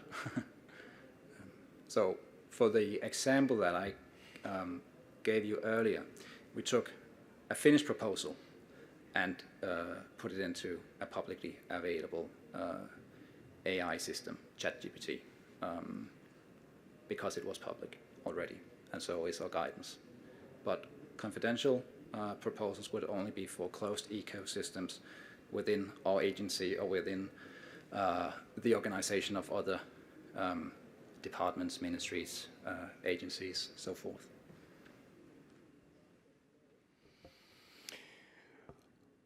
Would your AI tool be able to spot that the proposed legislation leaves unclear what information should be recorded in a registry? I do not know that yet. As I just mentioned, our AI tool was delayed a bit, so we haven't actually tried it yet. If it can do that, we would love it. Yeah. It can partially, for sure. it can. So, yeah. So we reached the last question. Do you make a difference between digital ready and automation ready? And which one do you pursue? I believe, yeah, there's a difference between digital ready and automation ready. We are pursuing digital ready. This isn't just about automation, it is also about data and new technologies, and in the end, implementation of all laws that has some form of digitalization in them, IT systems, and not just automation. So probably mainly digital ready, which would also include automation ready. Yeah. All right, we reached the last question, please. But we have one more. And still 3 minutes left. Yes. Before the coffee break, please. Yeah. Sorry, I had to look up your principles, and I'm very enthusiastic about them. But I was just wondering, how do you measure that legislation complies to these principles? Do you have like a framework or a set of criteria? And if they do not comply or cannot explain how, what happens?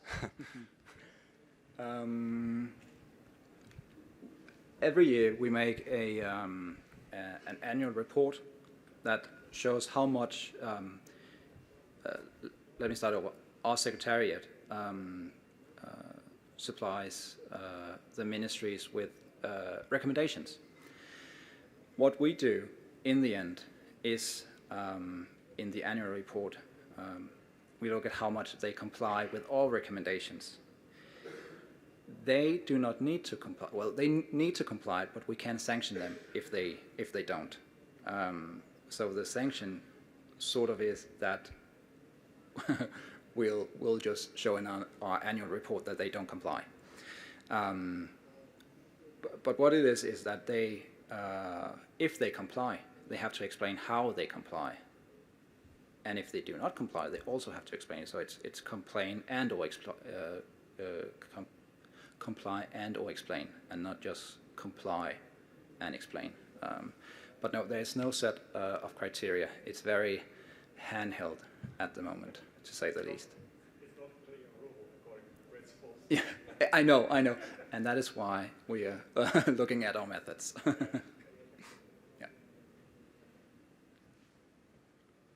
Any other question?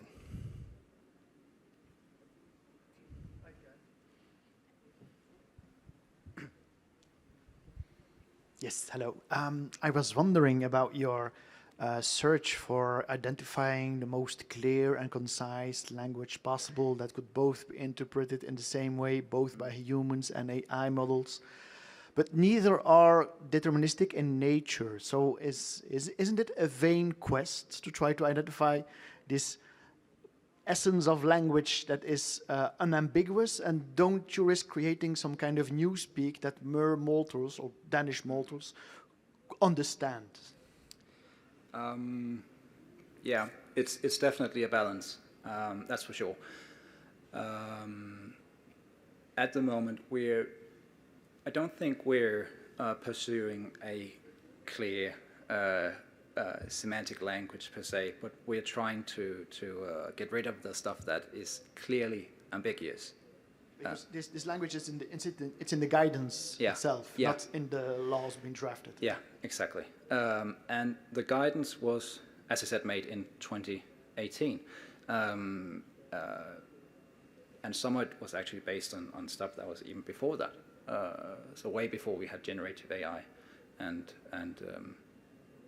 yeah, again, we're not trying to define a clear semantic wording. As I said, we do not want one size fits all. But with that said, we can see that the guidance from 2018 is definitely not clear.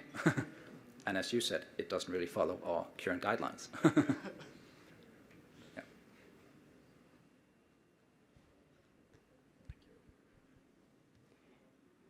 One more question there.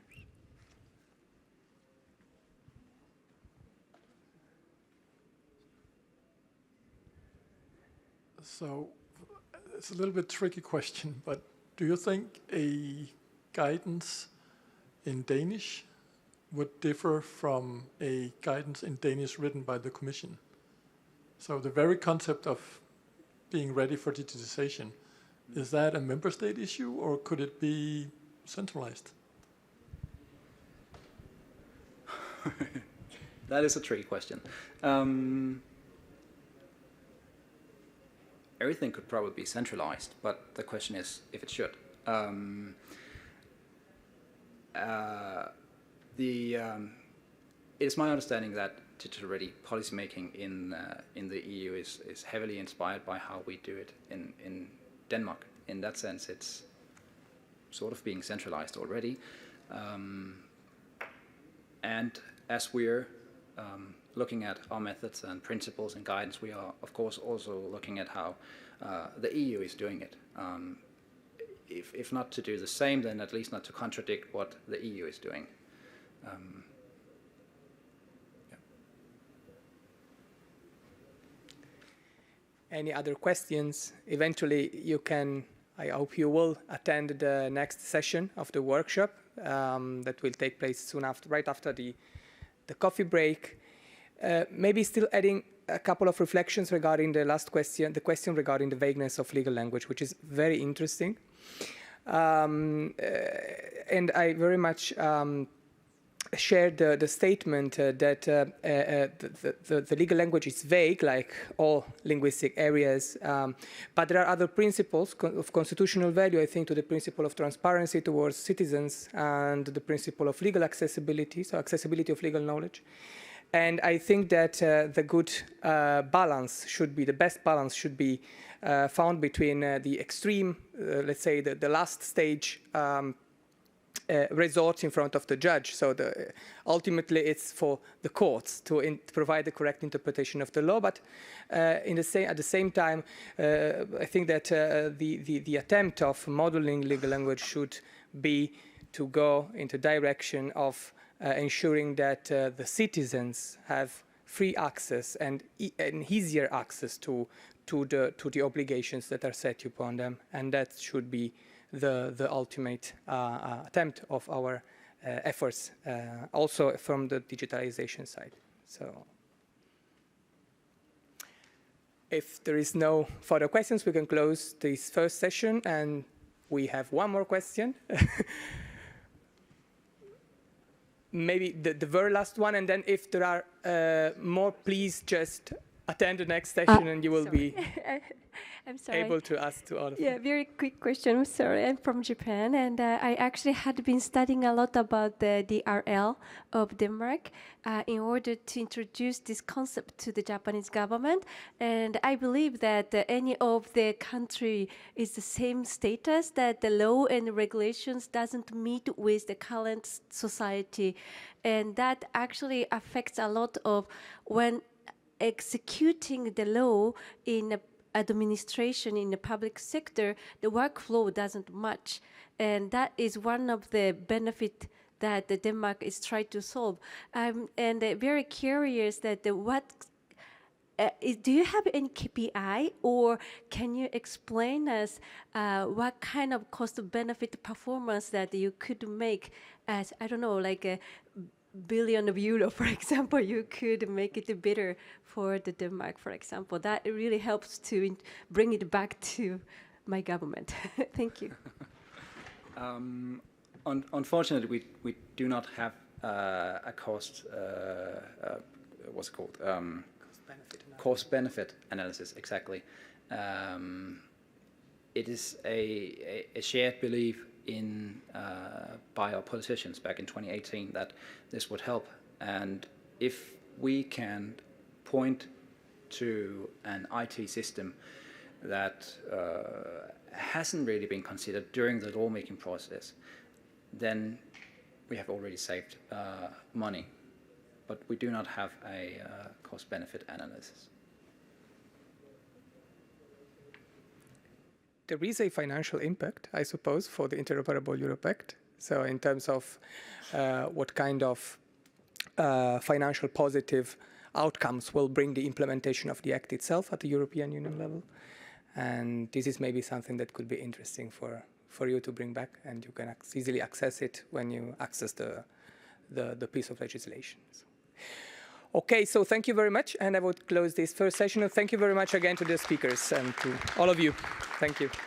So welcome again to the second session of the Legal Semantics and AI in Digital Ready Policymaking workshop. We will now the second session will take place, focused on legal semantics and artificial intelligence in digital public services, mostly focused on 3 use cases where these technologies have been applied or are in the process of being applied. Again, restarting from the digital ready policymaking area where digital implications of legal requirements enshrined in legal acts are considered. So what are the current projects that our Directorate General is following, is working on precisely on this topic? We have 2 semantic specifications, 2 data models, semantic data models. The first one is the regulatory reporting metadata vocabulary that originated from the study on reporting requirements metadata vocabulary, the SORTIS project, and the current version of the RRMV model established the ontological framework for detecting and harmonizing reporting requirements in European legal acts. And the goal of the RRMV is to reduce the reporting burden for administration in Europe. And this was originally precisely focused on reporting requirements. But we can see now how the model can be expanded to different kinds of legal requirements. It covers mainly 4 use cases. The first one is querying the EU legal acquis for what do agents need to report to whom and when. So trying to clarify and to standardize those requirements that impose some kind of information flow from, for example, from one member state to the European Commission or vice versa, and at what time and with which frequency, and who are the actors involved in this process. The second use case concerns the possibility of searching for existing data sets whose collection is mandated by information requirements and retrieve the conditions for their reusability. So also in the pursuing the goal to streamline reporting requirements. The third use case is assessing coherence, overlaps, and simplification potential between legal texts. So is there any duplication in reporting requirements? Is there any potential barrier in the concrete application, implementation of these requirements? And use case 4, verifying the systems used and the status of the execution of reporting mandated by a reporting requirement. So also trying to go in the direction of monitoring compliance or having a kind of digital support to compliance. This is the version, this is the graphical representation of the last version of the data model. And this is a concrete example where you can see on the left side an example of reporting requirement within a certain day, at a certain year, and every year thereafter. Member states shall report to the Commission their approximated greenhouse gas inventories for the year X-1. And you see that these specifications would allow for indicating where the legal, the unique resource identifier, the URL that contains these requirements, so the actual piece of legislation, who are the actors involved, in this case, for example, the Commission and France. We took the case of France with one of the member states. and also the action that is required by the requirement. So France shall report to the Commission by a certain point in time, and also the temporal specification. So it also allows for the possibility of identifying what are the time deadlines, the deadlines for this reporting, and also the action result on the right up side. You know, the action result is that the approximated greenhouse gas inventories for the year 2020 is reported, is there. This is you can access the documentation of the RRMV via the link below, and you will find extensive documentation on the data model. The second data model that we have been working on is the Legislative, Financial and Digital Statement Vocabulary, the LFDSV, which represents the digital dimensions chapter of the LFDS in a queryable and machine-readable format, following a specification of the semantic web, and supporting the following use cases: completing the LFDS digital dimensions chapter in a semi-automated way, and also having potentially in the future the actual representation of the requirements in following the requirements of the semantic web standards.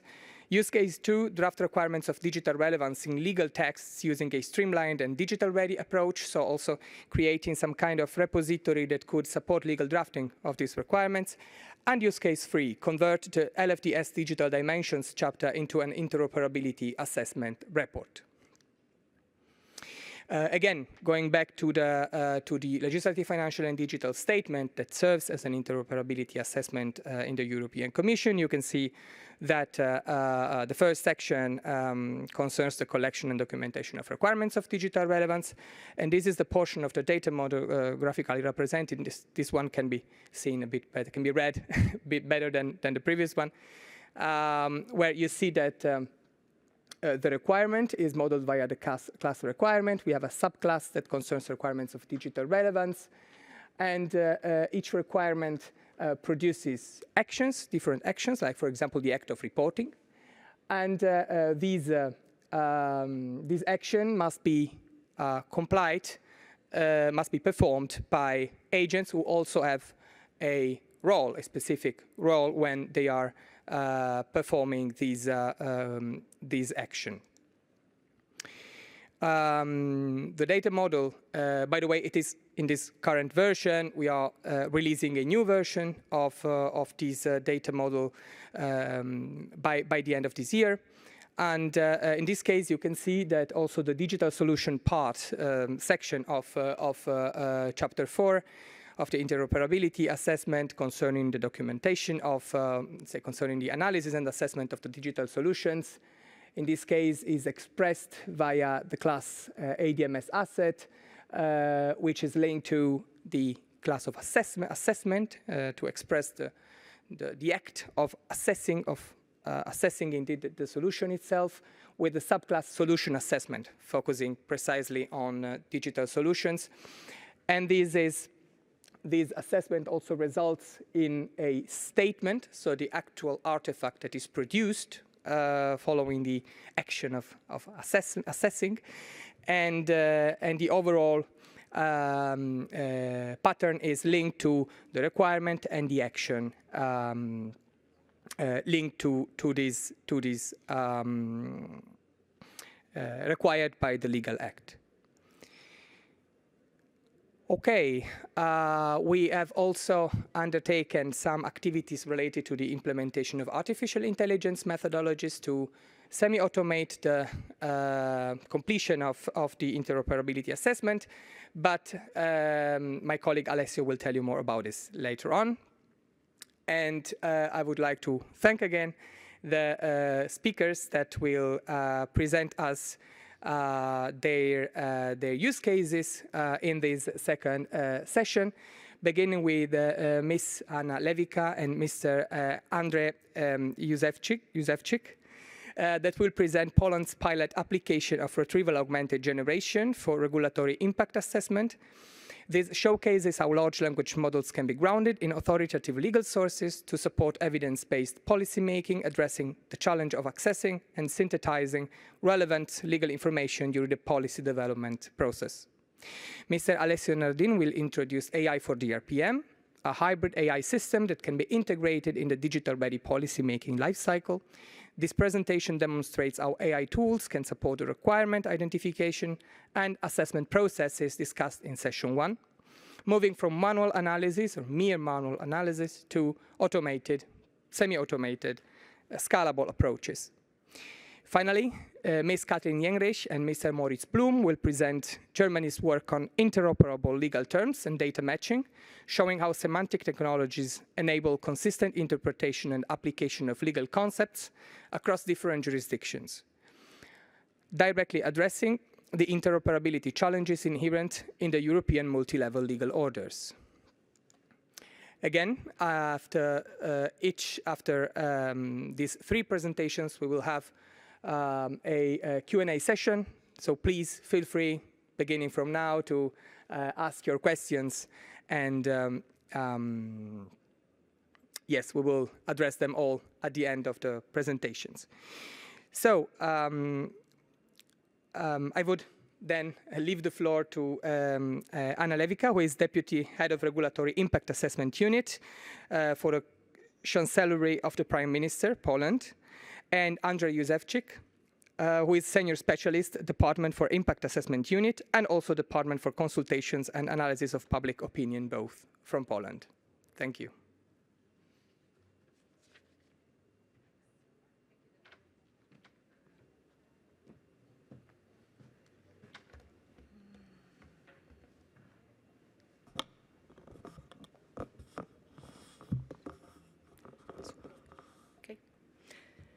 Hello, good afternoon, everyone. Thank you. Oh, where is the remote pilot?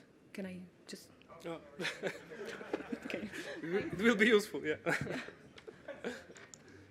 Yeah, it's working. Now I have it all.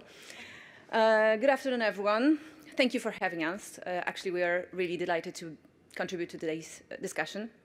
Our objective is to showcase Polish example on how AI application in regulatory of how AI application in regulatory policy area works, and for the next 20 minutes, me and Andrzej will try to demonstrate how RAG technology can be used to facilitate daily tasks of policymakers in Poland.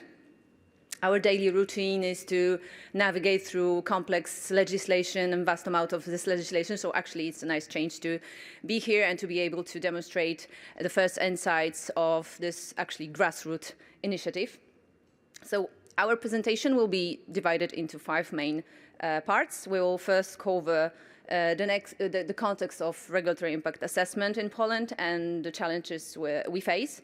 Then we will introduce our pilot project, and also we will talk a bit more about the RAG architecture, followed then by insights from our testing and evaluation methodology.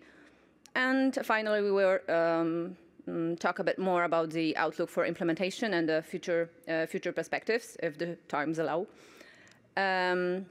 As it's not the main point of our today's intervention, I will just briefly outline the role of regulatory impact assessment in Poland, and just the function of our regulatory impact assessment department within the Polish government process. So our legislative process in Poland involves several distinct stages, and it's functioned through a series of review filters, so to say, where regulatory impact assessment is subject to centralized quality assurance and coordination. So it's done actually by formal opinions of regulatory impact assessment coordinator at the programming board stage, later on during the interministerial consultation, and then standing committee stage, just to ensure the assessment of regulatory impact assessment is integrated at the critical decision-making points throughout the process. So I will surprise you, but our regulatory impact assessment, Christopher is laughing because I think you've seen that data earlier. Our regulatory impact assessment team composition includes around 15 analysts, 6 specialists in the field of public consultations, 5 administrative staff, and 3 executive staff. So it's not a lot. And in essence, the regulatory impact assessment serves as a kind of an vigilant, analytical hub, ensuring that the consistency, accuracy, and the completeness of regulatory impact assessment across the Polish government. So just to say that the regulatory impact assessment is a fundamental requirement in Poland, and it's obligatory for all kinds of legislation. And we actually issue opinions on each and every draft of bills, regulation, and acts. So just to put you in the picture, our average number of yearly issued opinions oscillates around 3,000 yearly.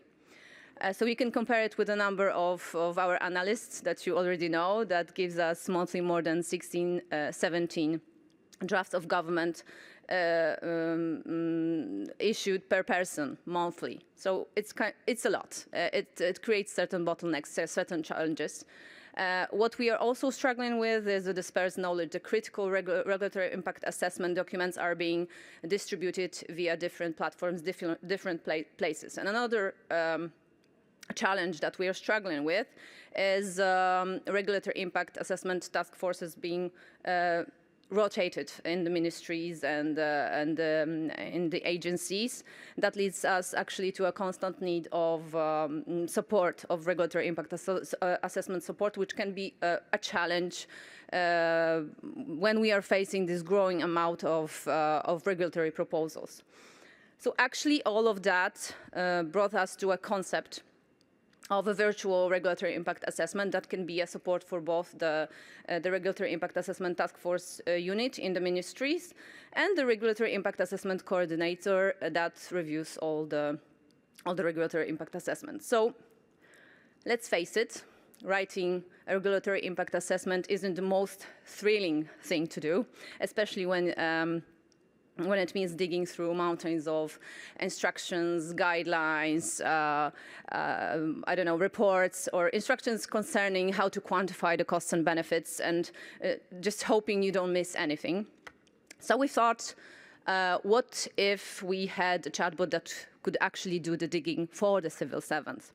And we developed this government-to-government solution just to strengthen public administration capacities in the field of regulatory impact assessment.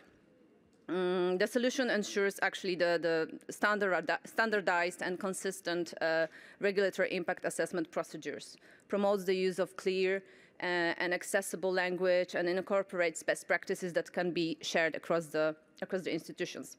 And the virtual assistant improves also end-user experience by supporting officials and ministry staff and helping public service correctly complete the regulatory impact assessment templates and build their professional competencies. That allows actually us to directly address this training and educational needs.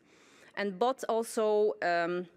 our bot also integrates strongly security and AI governance principles, enabling safe and transparent use of AI tools. And as a result, actually, the RIA process becomes faster, more accurate, and faster also, and coherent, allowing experts to decide and dedicate their time more on substantive analysis instead of routine tasks. So now Andrzej will tell you more about how we taught the chatbot to think like a policymaker, or at least try to think like a policymaker, and what we've learned along the way, and why we believe that RAG technology can actually be an answer to better regulation principles. So, Andrzej, the floor is yours. Thank you, Anna. Good afternoon. Yeah. Okay, so I will dive a little bit deeper into technical aspects of our solution. So after the consultation with the Ministry of Digital Affairs, we decided that the retrieval augmented generation architecture will be sufficient for these tasks because there is low risk of hallucination using this architecture. Also, it's partially explainable. It's not full explainable, but we can trace the bugs or biases inside the inside the architecture, and also it's a bit cheaper than training the whole new LLM. So yeah, I wonder if the laser works. Yeah, okay. So here is the simple plot of our architecture. The most important one, our heart, is this vector database, and this vector database have the splitted and processed raw document. I will elaborate a little bit about this document further in the presentation. But here we have the semantic base of our chunks, our parts of our documents, and how our chatbot works. So the user asks the question to the chatbot. This question is embedded into semantic space. Then this vectorized and so on and so on. But it's vectorized and asks the vector database, are there any related, somehow semantically related documents inside the database? And if they are retrieved and ranked in the terms of similarity. I would say it's cosine similarity or something like that in our ranker right now, and it goes to the generator. So this is like the AI, just the generator, big LLM. We are using Plum model, which is Polish language model. I will elaborate a little bit. Yeah, it's not a fruit. Yeah. And based on these ranked documents, so we know that this chatbot contains, at this point, somehow relevant parts of real documents, not like hallucinated knowledge out of nowhere. Answer is generated. Yeah. So the heart of our chatbot, our knowledge base. So it contains right now, because it's the pilot, is only second iteration of the whole solution. So we have guidelines. We have question and answer database, because our department also collected frequently asked questions to our specialist about the RIA form. Also, we have RIA examples. Right now, we are not using them. We will use it in the future, in the next iteration, because we are now focusing on the question and answers and guidelines. And the preparation step is crucial for this architecture, because it's not trivial to split the documents automatically in the way that each part of the document is semantically coherent. Yeah, so it is crucial. It's not easy. There is probably no one good way to do that. You have to experiment a little bit with that. Yeah, right now we are using like 3,000 characters with 100 characters overlap, but it's not best case. I will show you the plots later how it performs.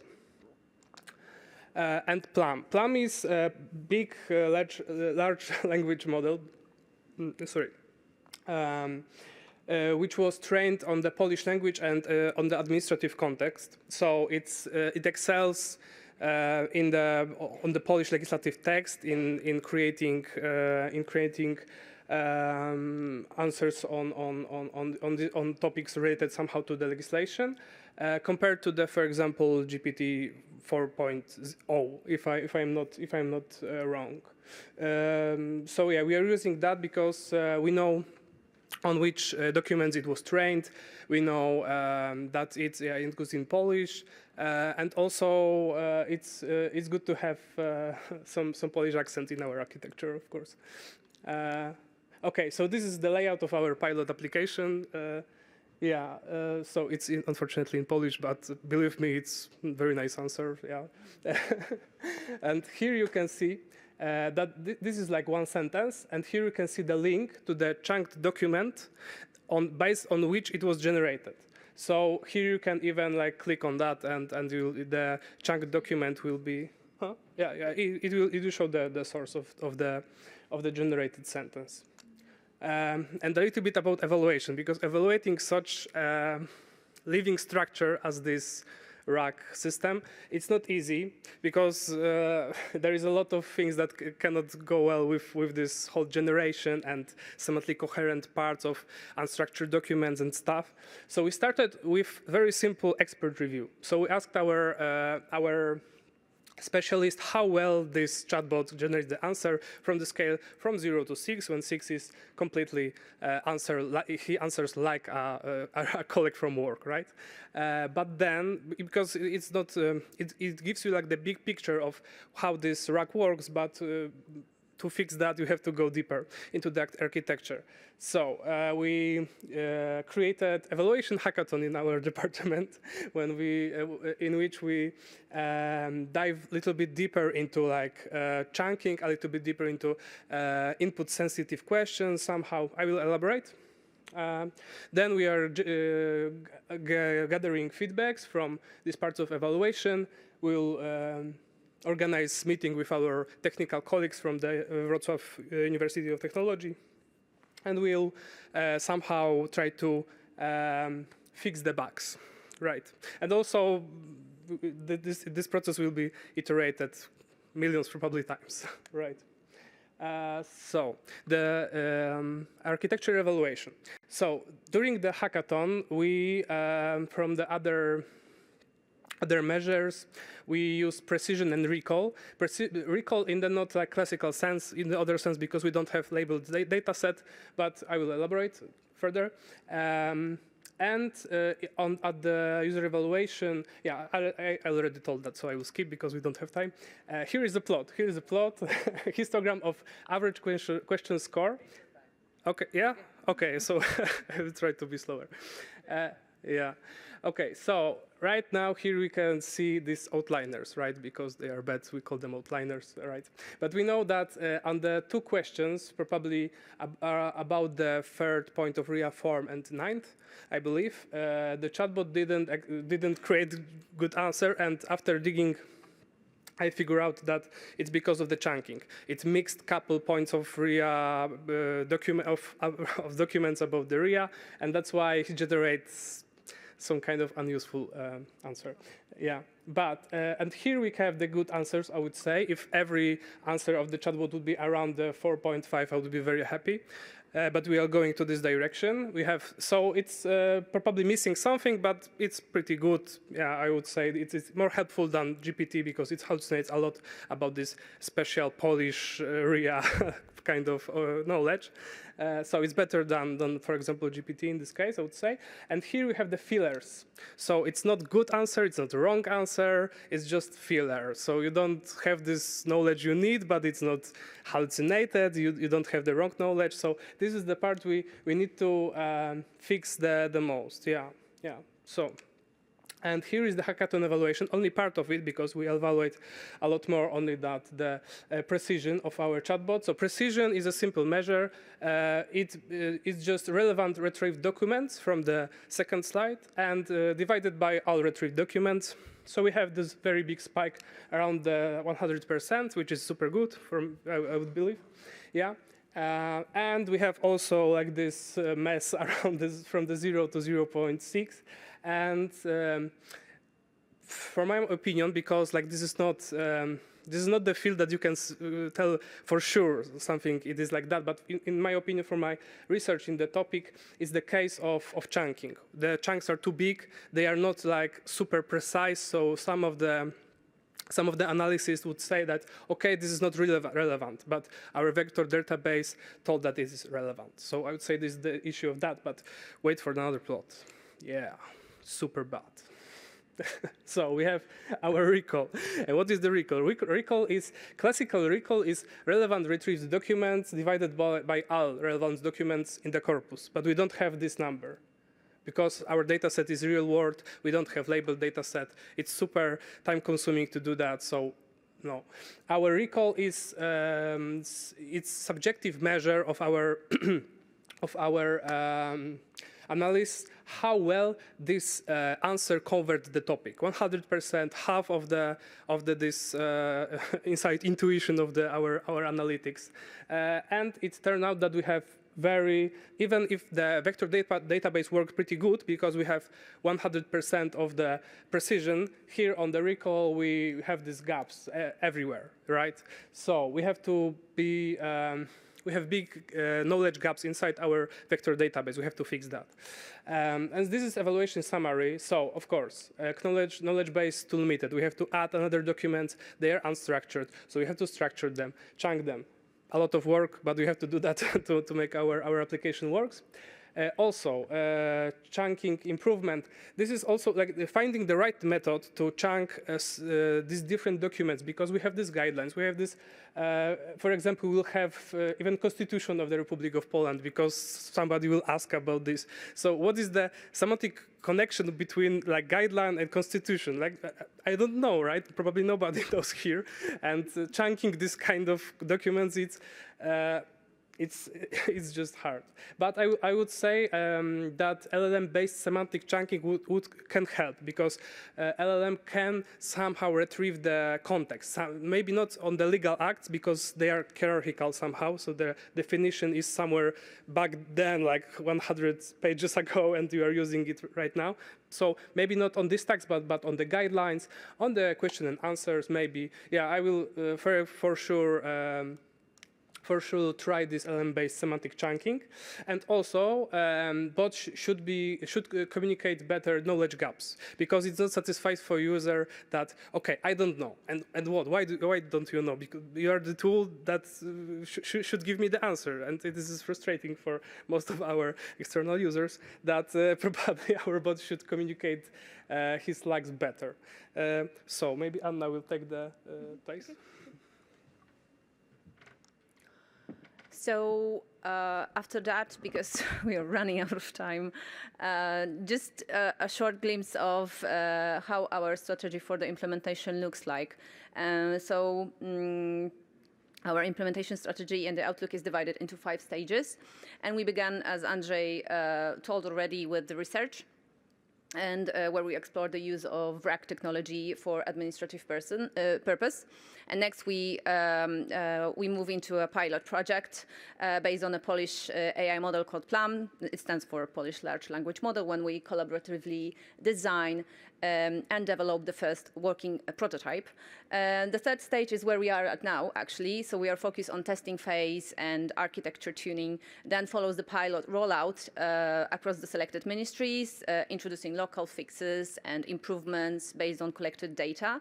And finally, we reach a full application and maintenance, delivering a production version, hopefully, supported by the continuous learning and enhancement. So the next phase will be an isolated external environment, meaning that we will decide on sharing the advanced demo version with the 2 or 3 selected ministries that could give even better orientation of how the proposal fits and users, and how much added value it brings to the practitioners. I was planned to talk a bit more about our future plan for development and how actually we're only a puzzle in the whole interoperable ecosystem of tools that aim at supporting lawmaking process, but I can see running out of time, so maybe I'll skip that and leave it for the discussion session. So just to sum up, I will give you a strategic overview of where we stand with our activities right now. And we believe that our assistant will enable AI-guided drafting of impact assessment in more accurate and more consistent way. It will support experts with this tailor-made recommendations and ensure that all the required elements are included. So in the future, it will also support interoperable data exchange across public system, reducing duplication of work and ensuring that all the key information can be reused and shared between the institutions. A major also advantage that we'll see, it will be a real-time collaboration where the ministries and the agency can work simultaneously on regulatory analysis, accelerating the legislative process, and just improving coordination from the very early stage of the policy making. All of this is built on a foundation of secure and standard-based data management, ensuring that all the sensitive information is treated with trust, with transparency, and in full compliance with the legal and ethical requirements. And ultimately, we believe that regulatory impact assessment virtual assistant will allow smarter, faster, and transparent policymaking powered by this connected and interoperable digital tools. And just to finalize, we we have to underline, and I think that Andrzej did it already, that this technical foundation of our virtual assistant is a collaborative effort, and this decision to use RAG technology was made in consultation with the Ministry of Digitalization, with the Polish Ministry of Digitalization, and with the support of the stop here. Oh, I think that one slide is missing, but still. Nevertheless, maybe it's better because I'm running out of time. So also with the support of working group for the artificial intelligence, and PLAM itself was also initiative implemented by a consortium of research institutes such as Wrocław University of Science and Technology, and also with the Polish Academy of Science, and also the NASK, National Research Institute. So with this collaboration, we continue our development and testing phase, and we believe that with the support followed by also the insights from today's discussion and your suggestion and your questions, we will able to someday say that writing a regulatory impact assessment can actually be fun for the civil servant and comprehensible for the citizens. So thank you very much for the opportunity to show the insights from our pilot project, and we are open to your questions during the discussion panel. Thanks. Thank you. Yeah, here.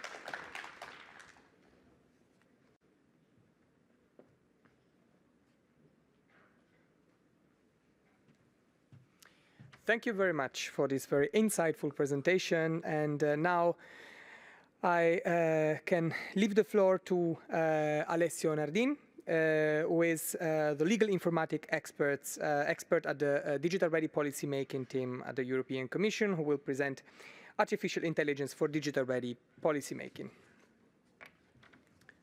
And he will connect his own laptop. Okay. Maybe. Is it visible? Yeah. Okay. Thank you very much. Thank you very much, Davide. Okay. So I'm going to present this pilot project, AI for digital ready policymaking, and essentially I'm going to a little bit present briefly the business need, but maybe if you've been to if you have been paying attention to what Eva presented beforehand and to what Davide presented later on essentially the production of these legislative, financial and digital statements. That's a little bit our core business case. Then I'm going to present a little bit of some core features of the system, some design principles that we adopted while developing it, and then of course we will speak a little bit about the system architecture, and I will make a small demo about the main functionalities.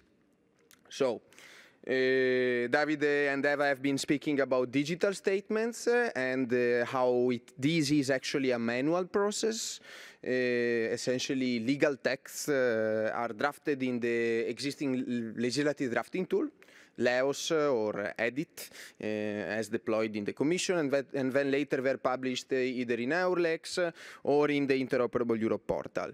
So, considering that annually the Commission more or less produces around 260 legislative proposals and around 1,000, 1,200 implementing and delegated acts, I guess the numbers are very close to the ones that the Polish colleague mentioned before, and we are also a very small team composed of more or less, I would say actually less than 10 analysts. So we had this very true need of being able to automate or semi-automate big part of this process, especially for what it concerns the identification of binding requirements as established in legislation.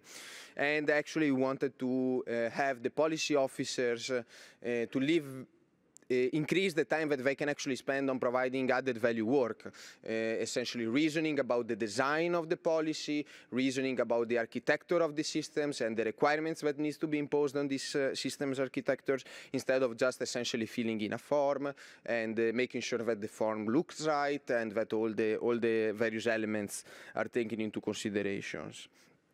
And then, of course, again, I want to cite a previous speaker, the colleague from Finland, that was mentioning before the need of having a sort of a single source of truth of all the data flows and the cross-border data flows mandated by EU legislation. Of course, what we identified that as a need, and we hope that through the use of a linked data, linked reference data, detailing in all the data flows mandated by EU legislation, we can actually fulfill this very real request coming from this colleague.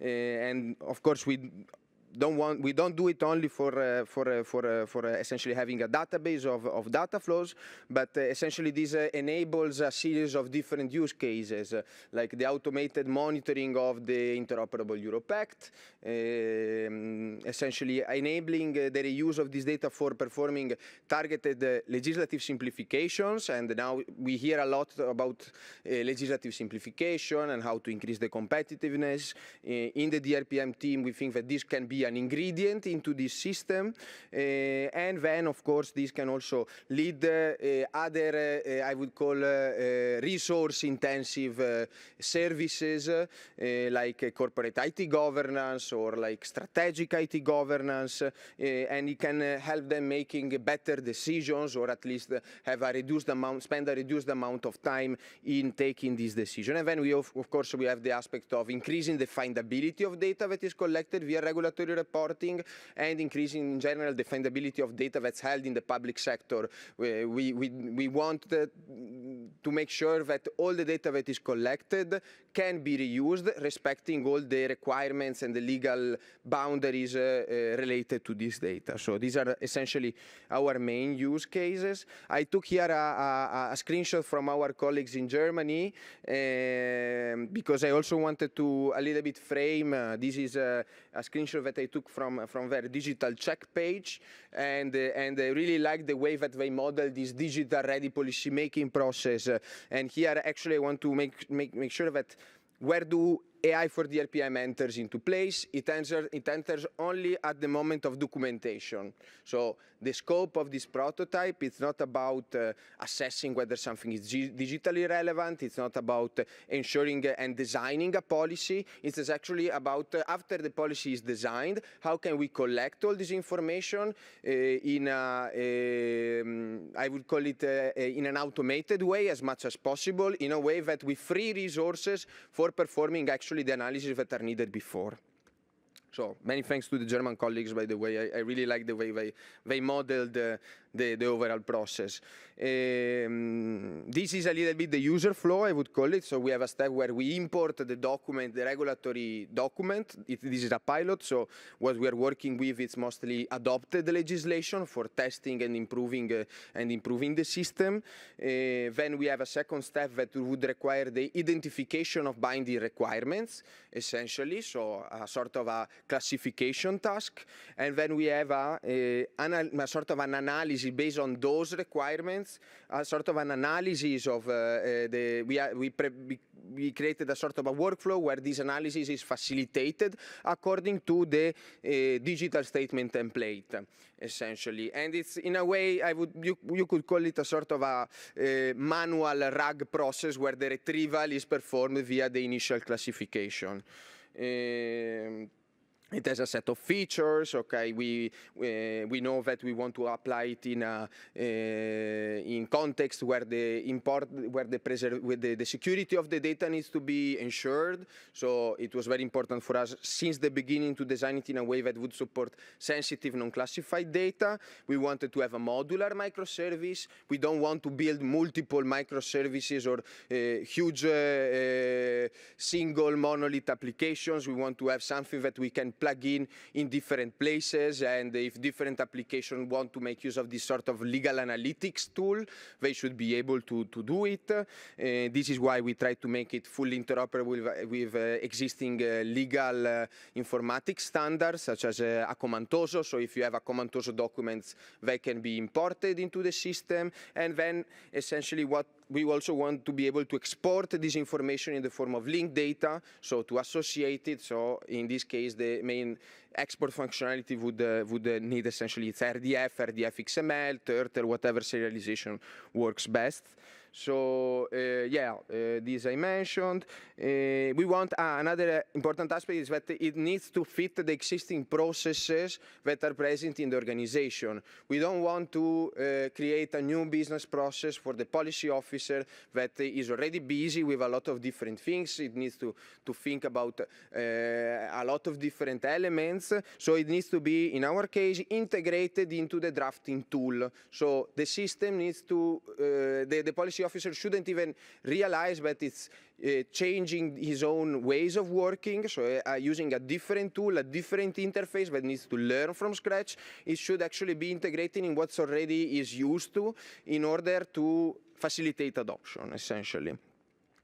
Then we, of course, provide a sort of a back office functionality where the system and the custom pipelines can be configurable, where, for instance, if you, the user or let's say an expert user wants to add a different category, I'm going to speak more about categories later, but a different classification category, it's actually relatively simple to do it and can be done via API. Then there is an AutoML process where after a certain number of observations, a new a new machine learning classifier can be created and retrained with a relatively low computational cost. And then we provide a set of prompt libraries, functionalities like defining system prompts, user prompts, determining let's say the structured output format for the model when we are using generative models, and or setting some basic hyperparameters like temperature, top P, let's say what kind of model you want to use, and so on and so forth, what kind of reinforced aspects can be used. And this is why we are doing another legal informatics tool. I started getting interested in this field 7 years ago, so in 2018, and I started, since that time, I read a lot of research papers that explain, okay, what are the best AI techniques to use on something. I tried a lot of unreproducible Jupyter notebooks, so it's a sort of a pipeline that if you are a developer, you know what these are. I saw a great number of proof of concept, a great number of minimum viable products, demos. Some products, not a lot of them, but some products I saw, but sometimes they used to have sort of a weak business case.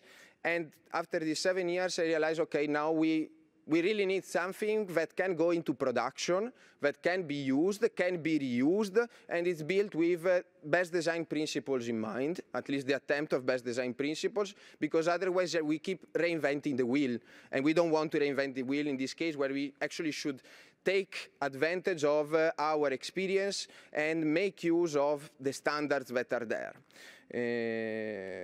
So I think that this did not happen because in many cases there is lack of concerns of these elements, like there is lack of focus on the maintainability of a system. So essentially maybe a developer builds one system and then moves on to a new, more interesting one, but then the older one is not maintained anymore. They're not tested properly in some cases. They're not documented, and that creates a lot of headaches in my view. And in some other cases, they are formally framed as open source, but there are a lot of vendor lock-in traps here and there, and therefore for a public administration to adopt these kind of systems, it's somehow complicated because you start having recurrent costs, and to be maybe that's not what you want. Maybe it's okay, but maybe it's not. And in other cases, there is this very direct waterfall approach where okay, we start thinking about the requirement and all the different elements of these requirements, but then essentially when you request a new feature, it takes a lot of time to implement it, and then maybe the business users stop getting interested about it.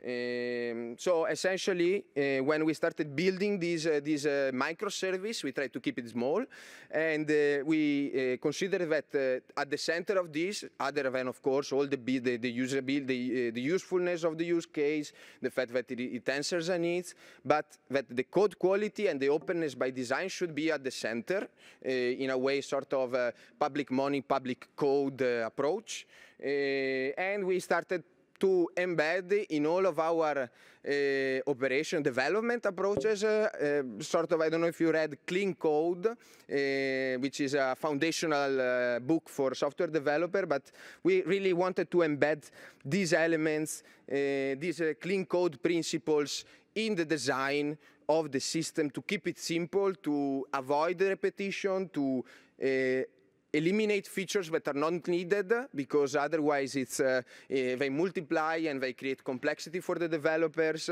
Then, okay, single responsibility principle, and I add a fifth one maybe, which is document, document, and document, because if people, it's great to read code, but maybe we want to be able to read some more human-readable documentation first, and it's also easier if you have interchange between software developers and you need to move these elements, to move the system among different services, which is quite typical, I would say, in a large-scale public administration. And then, of course, he has to adopt agile development practices, so essentially iterating, refactoring, iterating, refactoring, and so on and so forth. Now I'm going to go a little bit about the software architecture. As you see, it's simple. We try to keep it as basic as possible because we think this should actually be reusable, and they should serve only one purpose. So we have a web layer, which is, in this case, it's essentially the REST API. We have a way to manage resources and to create resources. In the service layer, we have a message broker. In this case, we're using Chancellery and Redis because we think they're good products in this case and they fit our use case.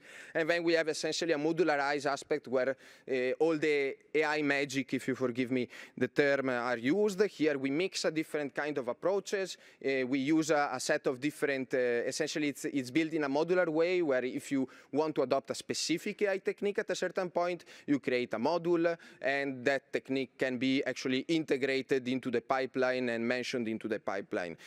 Now for LLMs, we are using GPT-RTC for corporate reasons, but it's any kind of OpenAI compatible endpoint essentially would work. You just need to provide the address and the API key for it.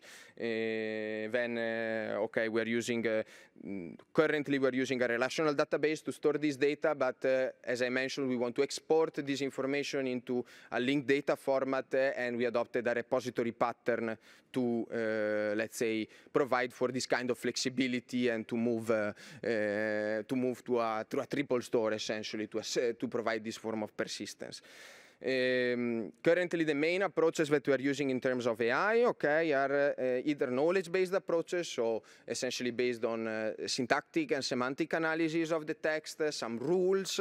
Then we mix it with traditional machine learning approaches. It could be currently for performance reasons, we chose to go for an SVM, so support vector machine, because it performs sufficiently good for the need, but it's very, we provided for a module concerning essentially the use of BERT-like models, essentially for this step.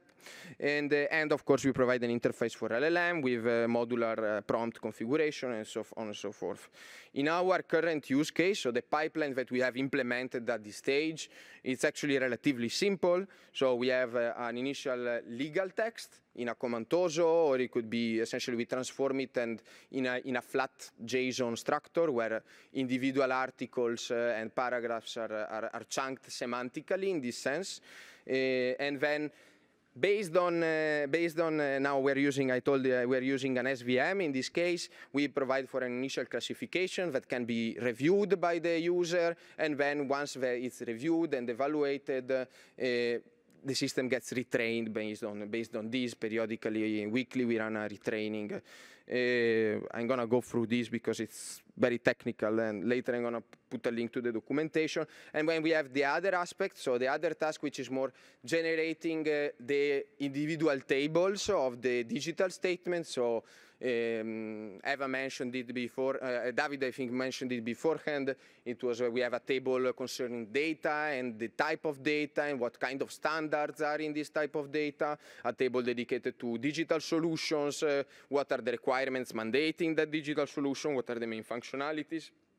And for this, at least the easy way out, it was to go straight to generative models and to ask the model to perform this initial analysis that, again, it's reviewed by the policy officer. But at this stage, the policy officer doesn't need to think about the structure, because the structure at least is taken care of, and then it can focus, he or she can focus actually on the substance and checking whether that substance is actually correct or not, or whether it's missing some elements. Again, here in this case we have 5 tables, so we have 5 abstraction in this case, but they can be essentially systematically created. I spoke a lot about the architecture. I spoke a lot about why we do this, how we do it. It was a very small team that worked on this, so be patient with us.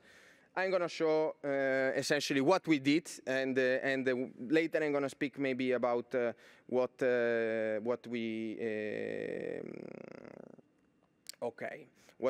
we plan to do in the future and what is our roadmap. Now I need to log in because sorry for this. Great. I don't see it on the screen. Maybe. It's for the security reasons. Okay. Security. Does it not connect? Maybe let's try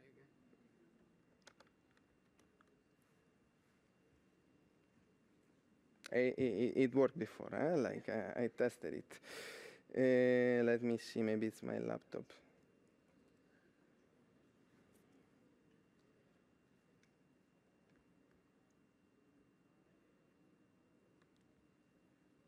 But it was. Do you know why it's not showing? No. Okay. So display. I see. It was my fault. Okay, great. I want to keep these changes. Okay, so a small introduction. So actually the product itself is the API endpoint. We worked on providing a sort of a human readable approach to test the system, to see what the potential workflow could look like for an analyst. But in this case, it's actually the real product is really the prototype concerns the API endpoint, and that's actually what we plan to work with. But essentially it's this. We have a place, this first screen, so you see here these 4 steps where we have an import of the document, the identification of binding requirements, the analysis of binding requirements, and then we have a simple export function, let's say. I prepared, I think it's, maybe you are all knowledgeable about the directive on open data and public sector information, but essentially here what we did is that we have we can call a specific endpoint with a specific parameter that would make use of the support vector machine models, and again, this for performance reason, it's we are using you see, it already worked. For instance, that's also one reason why we chose to go for traditional support vector machine. They're very fast. You can run it on a CPU, and actually, for our use case, it was sufficient. But essentially, what we asked at the policy officer in the drafting stage is when, after having called this classification, to review and check whether the classifications are actually appropriate and correct. And this generally happens. Yeah, I prepared here. Edit.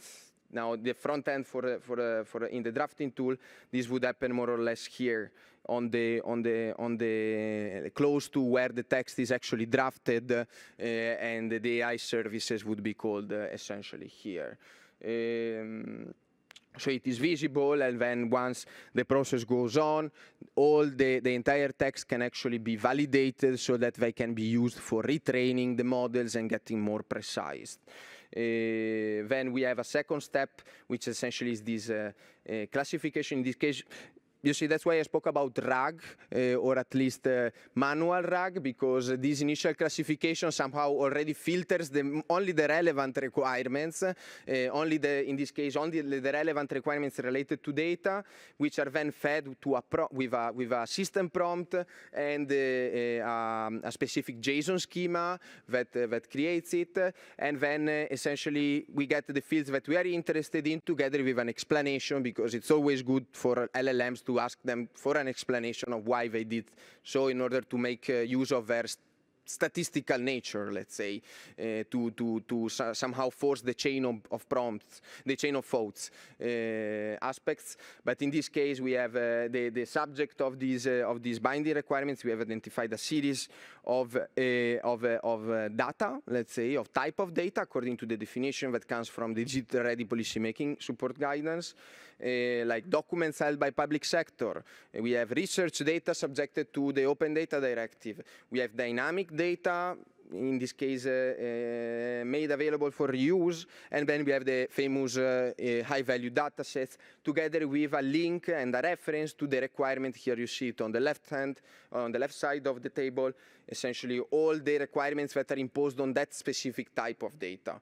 The same concerns, okay, data flows we are trying to do it also for concerning the data flow. In this case, I think it's, yeah, we had identified 3 main data flows in the Open Data Directive that concerned, in this case, the addresser, so who needs to publish something or to provide this data, essentially to publish the conditions, and the addressees, reusers or the general public, and the same is true, for instance, concerning member states that shall publish online a list of public sector bodies. This maybe it's good I double check it, but essentially here this is the core mechanism of the system involved, and then we can of course export it in this case as a docx, because that was essentially the need. But we go through all the 5 tables. The user can, I go back again here. The user should be able to edit and change it, keeping all the references. And so on and so forth. I also want to showcase a little bit this back office or configuration. So in this case, it's possible to create new categories. We thought as useful showcase category could be, for instance, the ability to easily detect legal definitions in EU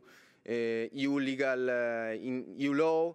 In general, they are present in this Article 2 definition, but in many cases, we have some indirect definitions that are present in the legal text, and therefore, we should actually, a common use case that we identified it was to be able to identify and detect these in order to put them in a linked data format, so that when we can make use of this data and not having it locked in a PDF or without, let's say, a clear reference to it.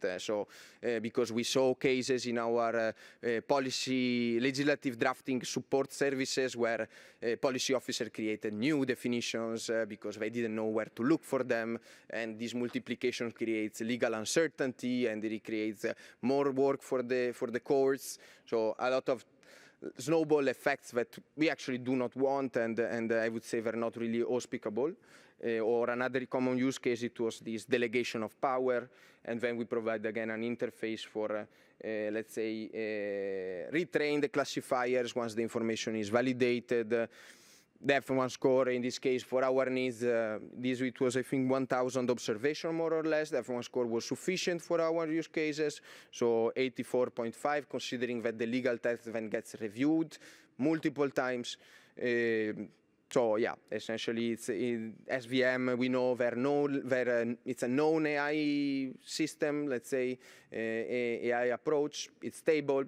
We don't need to reinvent the wheel on this. And then we, of course, provide a way for writing custom prompts, and now we are working on approaches to let's say, provide this pipeline flexibility, and you see it now in my roadmap. So we did this in 2020, wow. We did this in 2025, we started in March, April, so it was very agile, very fast, the development process.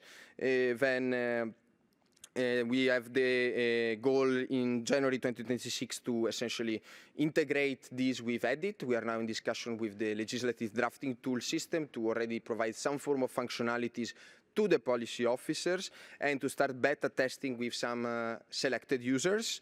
We have a target date of rollout in March 2026, and we have by mid-2026, we want to make available a knowledge graph for all these digital statement data. We want to make available the possibility to create these user-defined pipelines, and we want to essentially maybe change a little bit the way that we integrate with AI, making use of Haystack, so this open source, let's say, AI agent framework in a way that really makes possible all the other aspects and also takes out the responsibility from us to maintain this AI functionality while delegating it to this well-maintained software open source software project.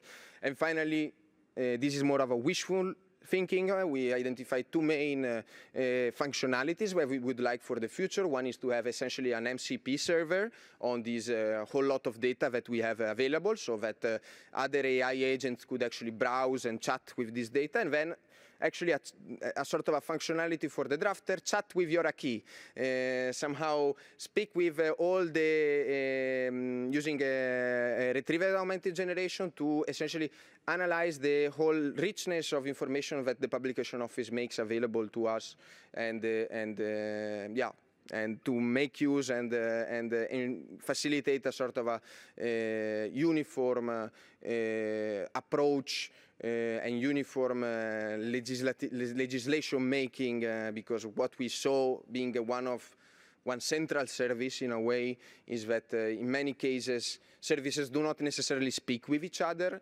and we need to facilitate this and make sure that they have all the information that they need in order to avoid creating any kind of legal uncertainty at the proposal stage. So here I put some links. We will share some slides. It's fully open source. There is documentation. I want to share one last thing. So documentation. That's a core aspect. The system is documented up to the sequence diagrams, to the models, to all these aspects. Of course, they need to be made visible. People need to be, let's say, to see what's inside of the machine without having to look at the code. That's a little bit one of the philosophy behind it. And then I stop because I think I went over time. But yeah.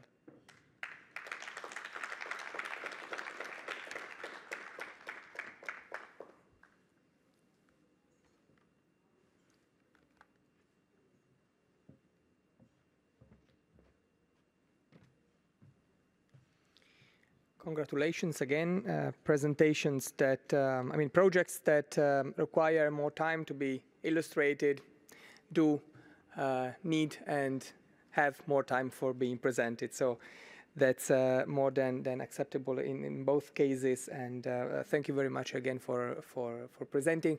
Just adding that it is true that AI for the RPM is a multidisciplinary effort stemming from lawyers to business analysts and to software developers, but we have contributed in the creation of training data for support vector machines, and in suggestions, more theoretical suggestions for the creation of the system. But Alessio is the solo developer of this project, and I just wanted to reiterate this.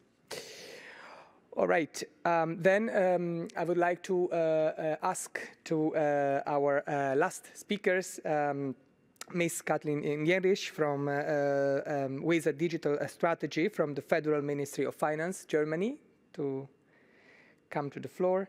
And Moritz Blum, also, who is a senior digital strategist from PwC Germany. Thank you very much.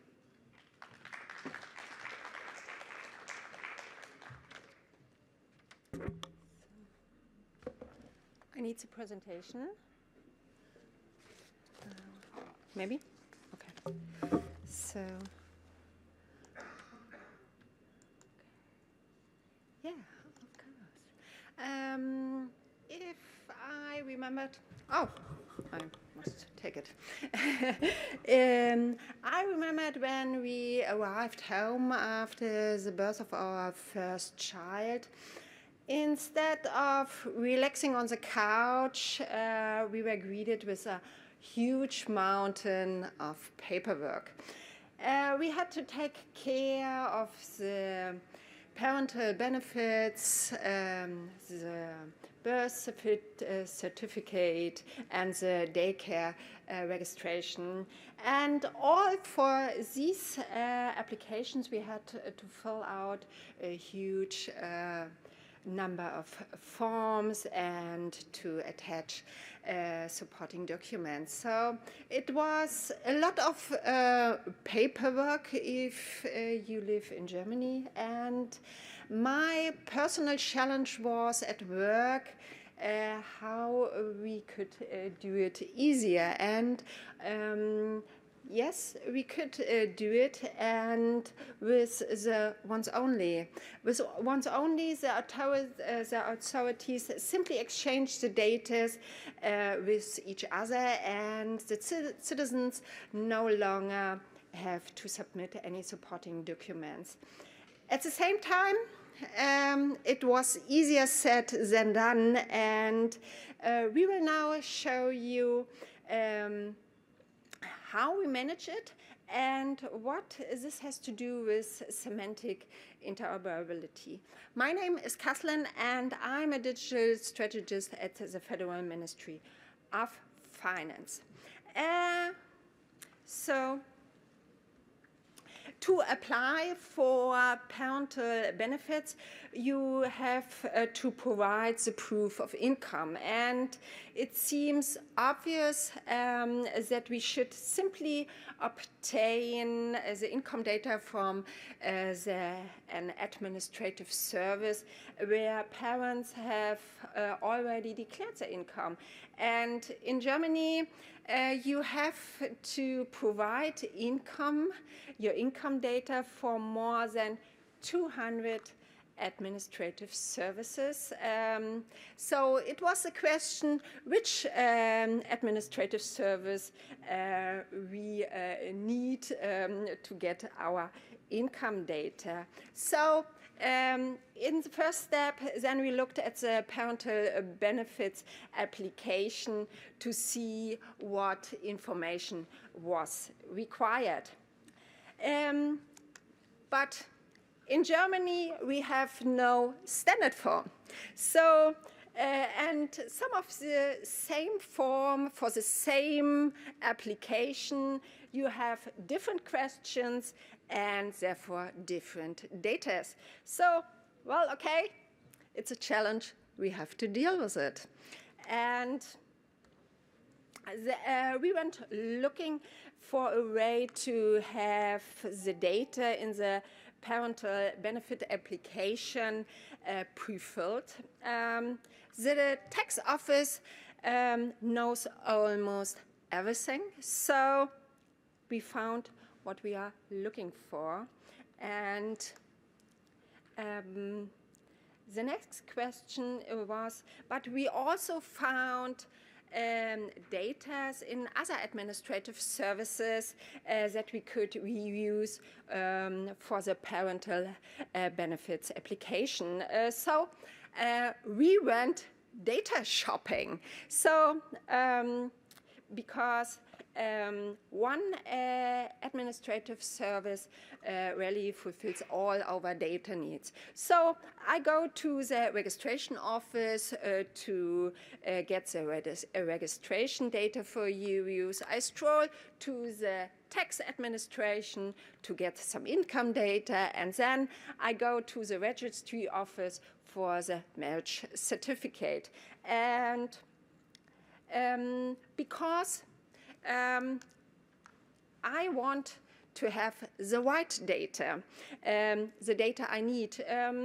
For example, my 5-year-old daughter and I ordered a pink T-shirt with a unicorn, and a white T-shirt was delivered. You can imagine how happy my daughter was. It was a white t-shirt, not a pink t-shirt with a unicorn. And that is exactly the same when data is to be delivered from one authority to another. And to see which administrative service has which data, in the first step, we find it out manually. It takes over 6 months to build up this knowledge graph, and even if different laws take the same term, such as the term of income, this does not mean the administrative service has the same data fields. In this case, the income in the tax law is not the same as the income in social law, and since the manual work became too much for us, we use AI, and how exactly we do it, Moritz will show us. Yes. So. Thank you, Kathleen. Thanks. So, hi, I'm Moritz, and I'm here to show you how we extracted the data and the data sets based on the legal terms, which we made a tool of it, how we can extract them, and we make some thought work of it. And I will show you at the end of the presentation in a demonstration of the POC how it could work and how it could also work in every Europe country we thought about. So let's start. We had a 3-step approach to extract the data and to reach our goals. We had in the first step the structuring and contextualizing legal terms using Gen AI, and how to extract them and identify them in different law and law books. And in the second step, we developed a modular glossary of legal terms based on step 1 to improve the standardization and the modularization of the legal terms and to get them to reuse them. And in the last step, we were aligning the legal terms with the corresponding data fields, which are also provided in Germany and I guess in most of the other European countries as well, to get them connected to the legal terms and get to use them in drafting bills and designing new laws. So in Germany, we have a big challenge. We have around about 1,800 laws. It's quite big. And we have, according to them, more than 2,700 ordinances, which makes in sum a number of paragraphs, which is kind of 100,000 paragraphs, which we have to deal with to get the right terms out of it. The big challenge in here is we don't have a directory of legal terms. You can't have a list which says, okay, these 12,000 legal terms are useful and you can use them as you wish. Every law and every paragraph, not every paragraph, but in ordinances and paragraphs, terms are differently designed, but name the same word. Like Kathleen mentioned before, the word income is used in very different ways in German laws and in every other law as well. So, what were our main goals? We had one main goal. The first was to organize legal terms in a meaningful way. However, this raises a fundamental question: what exactly constitutes a legal term? How is it defined? Nobody says this is exactly a legal term, this is none. Without a universally accepted definition, defining and structuring legal terms became a central challenge in our project. So to tackle this, we used Gen AI.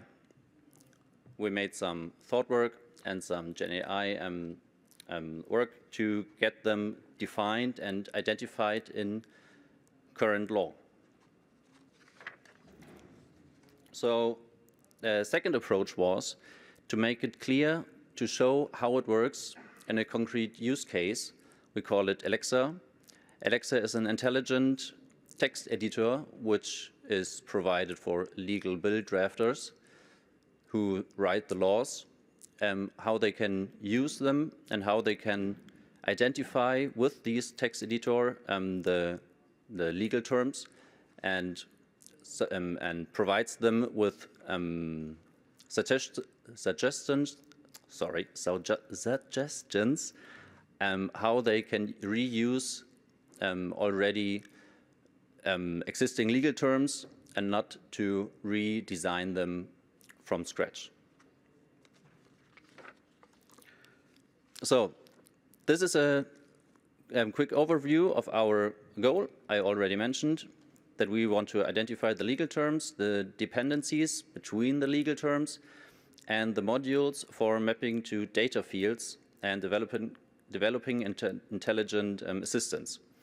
So, as I already mentioned, we had no legal terms in a list or something, and we had no benchmark how we can measure it, if it's right or if it's wrong.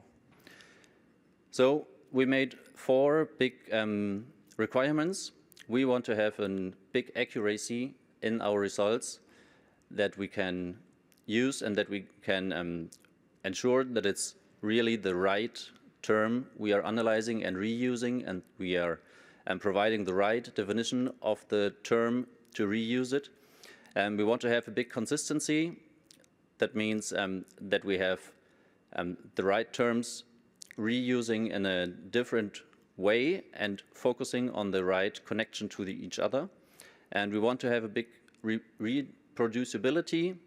That meant that we have in our GenAI pipeline, every step is with a high accuracy reproducible, and not in the one case it says it's a definition like income in one way and in another way it's definition of income in another way. And also we have to make it scalable.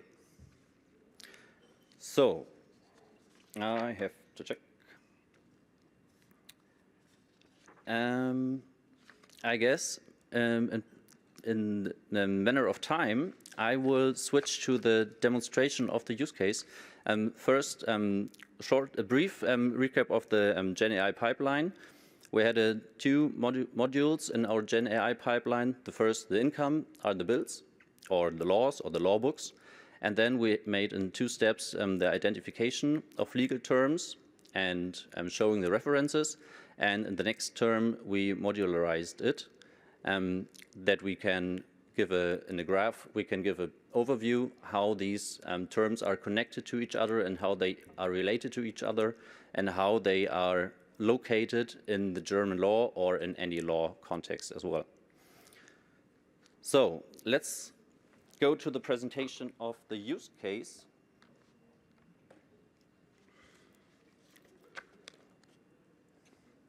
So you should see,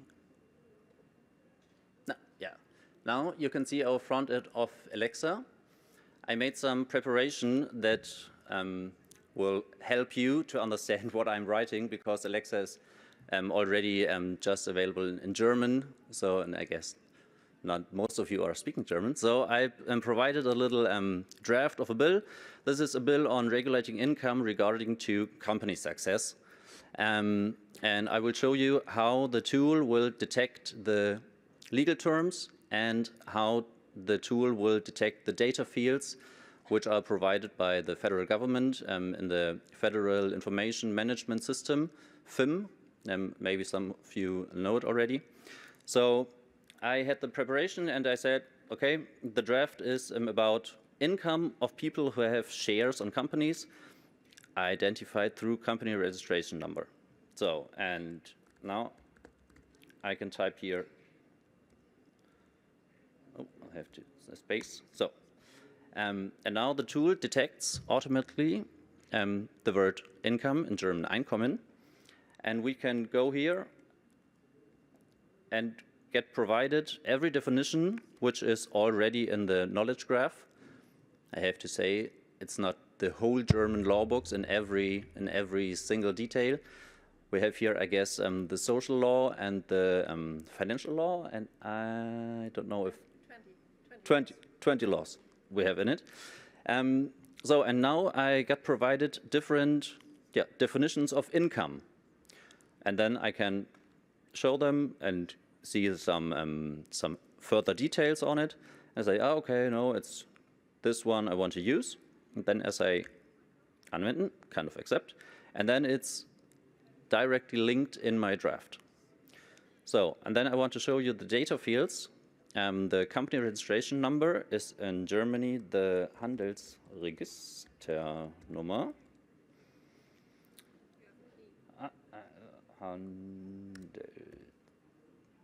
Okay, you see the editor is also POC, so I'll try it again. Handelsregisternummer. So, and now it detects, okay, there is already a data field in the local database, and we can just go to it and have a look at it if it's already really that data field I mentioned, and can reuse data fields while drafting builds. So this is, in our view, a big step forward for reusing data located in already mentioned databases and which are connected to legal terms. So another feature Alexa provides is the graph, the knowledge graph, which is underlying the underlying technology. So it's kind of loading. And that's only the 20 laws we already have in it. You can imagine it could be very, very vast if you have any laws in it. And this shows us the connection between legal terms detected by the system and the relation to each other. And we can zoom in. And then we got more details, which elements define the legal term in more specific way. And so bill drafters can use this tool to get connected to the whole field of the process of defining the legal terms, and can reuse that legal term definition provided by the system, which is in the sphere of their capabilities or of their profession to draw the new bill. So let's get back to the presentation, please.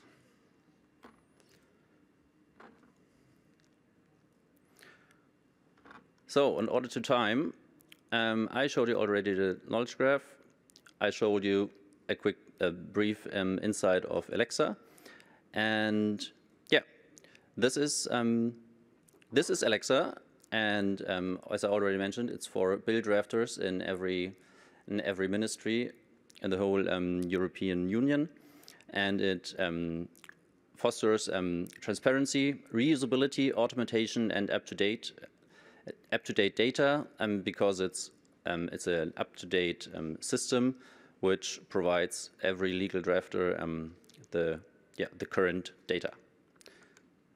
So now Kathleen will give you some insights in how this use case can reflect on NUTS. So this tool we used for more. In the first step, I mentioned our challenge, and this challenge we have to tackle is now we found the right data, we lay the right base in the legal terms, and now we could deliver the data from one authority to another authority, and we tested this with once only technical system, the national once only technical system, and Alpha Connect, and we have reached the test environment stage with the national once only technical system. It's only a testing system, and with Alpha Connect, it's another IT architecture. We have managed the transfer data from one authority to another. So we get the challenge. We have reached it, and I could say thank you for listening, for our challenge, our journey, our long journey. It mainly took 3 years to come to this and to deliver real data for real application. And as Franz Kafka says, pairs are made by walking. So thank you for your listening.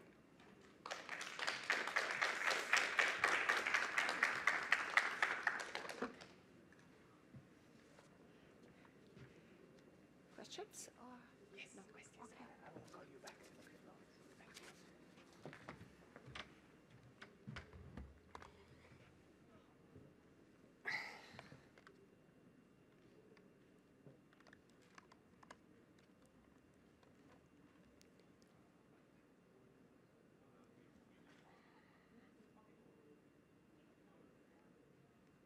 Yes.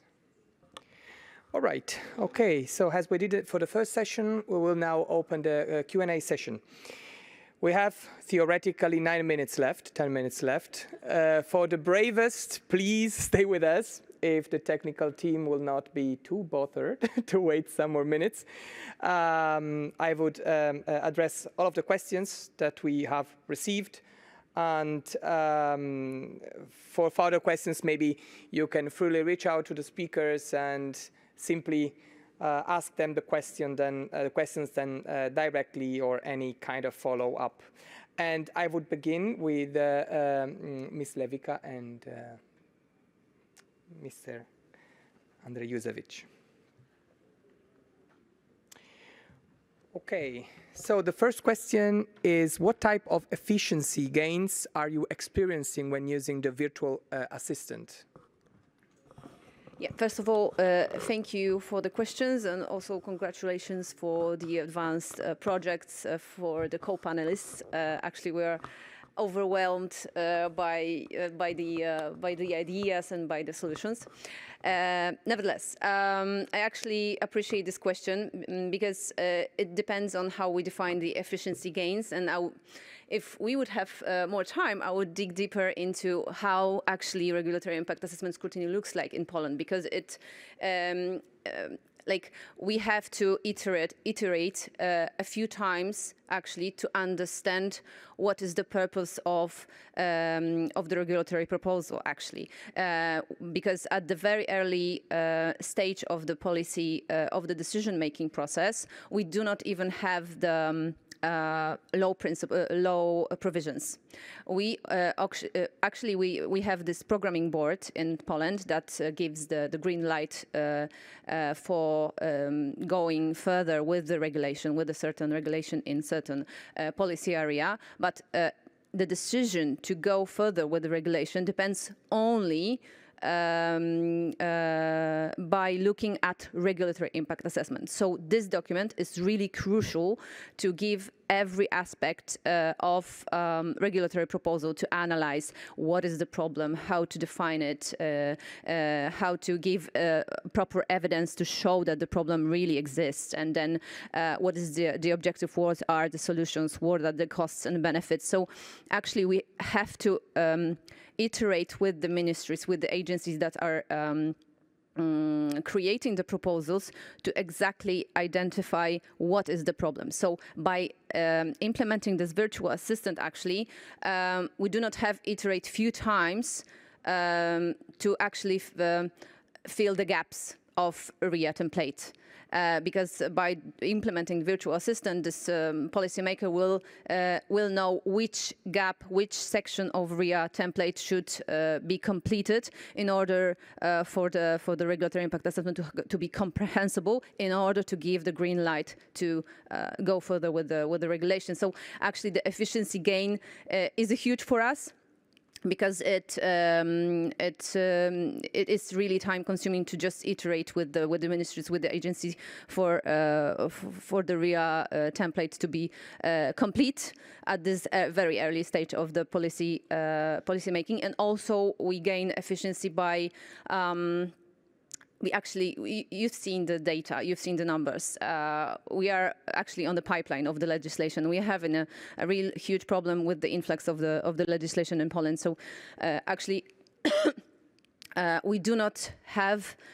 We should have time, but we do not have time to train, to educate policymakers. It would really help to have this virtual assistant to do it on more constant way. Yeah, I hope that I addressed these questions. And the second one maybe is for you, Andrzej. Yeah. You can read it out loud if you want. Okay, have you thought about applying semantic hierarchical chunking when working with legislation? Yes, I thought about that, but unfortunately, right now our knowledge base is not based on the legislation acts right now. So this hierarchy inside these documents, it's not so complicated. It's like sections, and chapters. So like it's not like hierarchy, right? But we are using also like this meta information about these documents to chunk, of course. But after this iteration, we will have this problem with this legal acts. So we'll probably use it a lot. Actually, it's connected with the last one I see about using metadata standard for the knowledge base, and we don't have like a standard metadata used in creation of knowledge base. It's kind of internal metadata that we are categorizing, because actually we have this governmental structure, and the center of this governmental structure and the framework is the regulatory impact assessment coordinator that assess what kind of data, what kind of guidelines should be implemented in our metadata. It's kind of a guardian, which data is important, which data is outdated and should be set aside. So it's like we are actually fortunate to have the infrastructure and also the guardian of the documents in one person, in one place, in one structure. So the regulatory impact assessment coordinator decides. Actually, the regulatory impact assessment is appointed by the Prime Minister, and he's responsible for issuing the guidelines on regulatory impact assessment. So we actually, by creating this knowledge data, categorize our data in kinds of type of the document we are implementing to the knowledge in the version of document we are implementing. So we are inventing this internal scheme of structuring the data that should be implemented, because we are responsible for it. So it's kind of easy to be responsible for the knowledge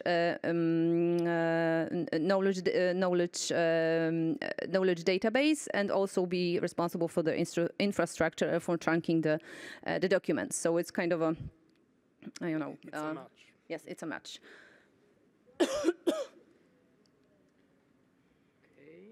Then maybe the comparison with the use of other AI models. Yeah, we've compared it actually. Yeah, fortunately, our pilot application have this option to use other kinds of generators, so we can use like LLMA 3.1, I believe, the Plum version, and also I don't know if Bielik. No, not yet. Okay, not yet. Bielik is another Polish large language model invented. So a couple of them, of course, but in the comparison, we still use Plum because like it's heavily based on the state-of-the-art LLM model, but pre-trained on, like heavily trained on the Polish data. So in Polish, it's it's just the best. But we'll try probably on the next iteration to use some bigger model than 70 billions. Not trained by Polish data. Maybe it will be better, you never know. So yeah, we will, of course, check that. Yeah, but the recommendation was to try to use at the first iteration, at the first version, the Polish large language model because it was trained on a Polish administrative language, and the syntax and the language used is just similar, and it's actually it was recommended by the Ministry of Digitalization to start with that model, and also the regulatory impact assessment guidelines and the structure of regulatory impact assessment is just like based on the Polish context, the Polish administrative context, so it's much easier to train this model with our data.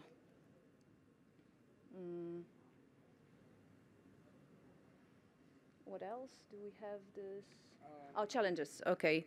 Yes, challenges. Thank you. Thank you for that question. Actually, we had plenty of challenges. We are having them still. So just to sum up the challenges. In case of time, in case of resources, human resources, financial resources, as I said, it is a grassroots initiative. We are really a small team. Like we are having 15 analysts that are assessing and scrutinizing the regulatory impact assessment. So we are on a pipeline. We are like constantly doing the quality control, so we don't have a sufficient amount of time to, give a feedback on how chatbot is working, and it's really crucial to get this feedback from the analysts because only they have the knowledge, so they're exclusive. So the challenges are time, resources, and also the mindset, I think, because the political decision makers, we started with a pilot project.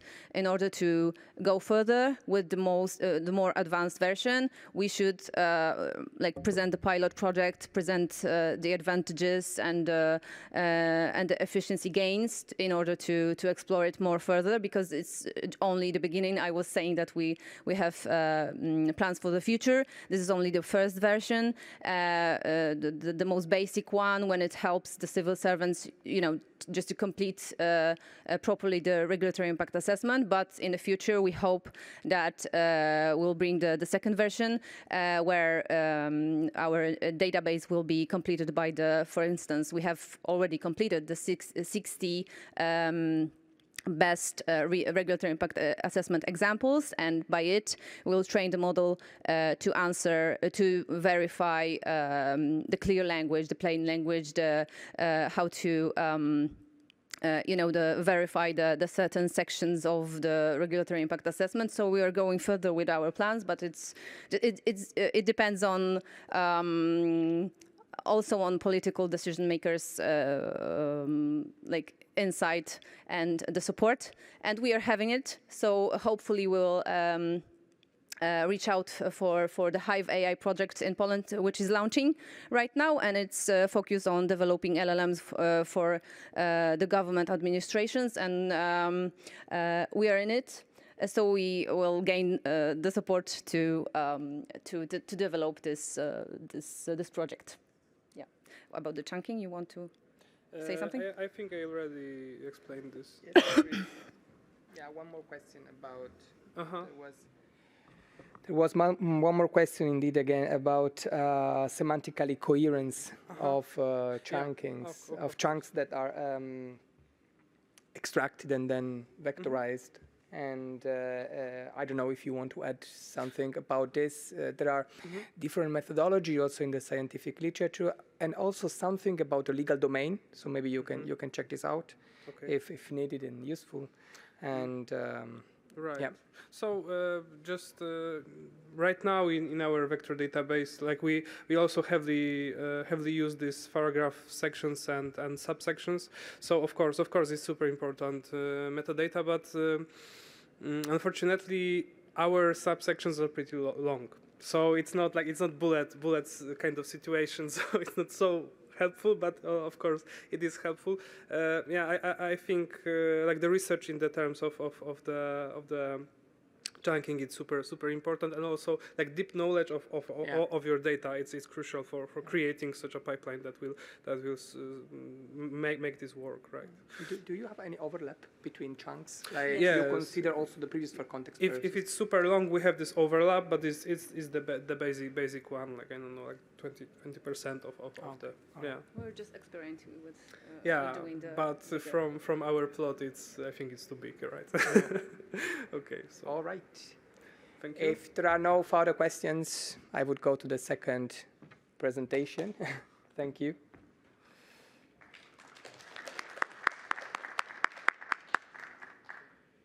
We have 2 questions, also for the AI for the RPM project.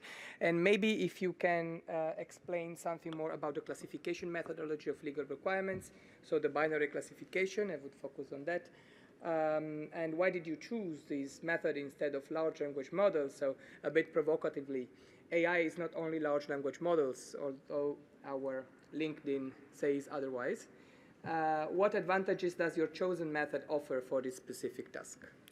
Okay, so the overall goal of this task it was to have it sort of generic. So whatever kind of implementation strategy to use according, let's say, if you have little data, perhaps it's very useful to use an LLM to do the classification, and we provide an interface for doing that. But that's not the main suggested reason. We are using mostly support vector machines, and we are planning to transition to an LLM, but maybe that's not the LLM you think. It's more BERT, so legal BERT, which is also a large language model, but not generative AI.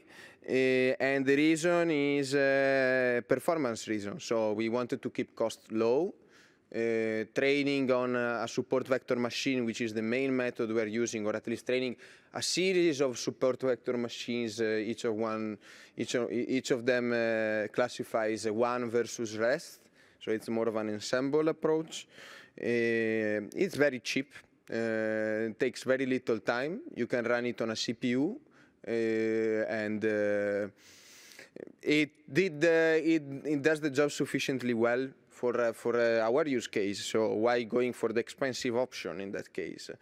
And the second one is, yes, I think manually curated training data, it's better. It's enhances this trustworthiness. You can somehow go back and try to identify why a model, especially now with traditional machine learning approaches, explainability went a long way, and therefore it's actually easier to understand why a model has chosen a class compared to others. I do think that that's also important because we deal with legislative drafting and human, let's say, trustworthiness. I think it's a key feature. Linked to trustworthiness, maybe just if you can elaborate a bit more on how the functionalities embedded in the system also support, at least indirectly, trustworthiness. So it is not necessarily in the AI architecture to ensure trustworthiness, but also the possibility of editing automatically generated results and also to validate them as the system allows for. Yeah, I would consider it a sort of an annotation tool. Like if we frame it in this way, an annotation tool specifically for legislation. But yeah, now I didn't show the mock-ups that the edit team showed to us, but essentially what we want to have is that the user should either accept or reject what the model or the system proposes, and that's how we ensure that, let's say, we don't want the user to blindly accept all the suggestions, because that's That's, in my view, that would be a mistake. So the system, the interface with the user should be thought in a way that these things can be changed and somehow prompting a sort of a reflection, which actually is the reflection, in my view. The whole point of digital-ready policymaking is reflecting about what you put in the law and how you put it in the law. Yeah. All right, if there is no further questions, I would maybe conclude the workshop by thanking all the speakers, all the audience for participating, and my colleagues, especially Eva, Christopher, and Alessio, for supporting in the coordination of the workshop. And special thanks also to Cecile, our colleague that unfortunately is not here with us today, but will be back soon. And thank you very much, and have a nice evening.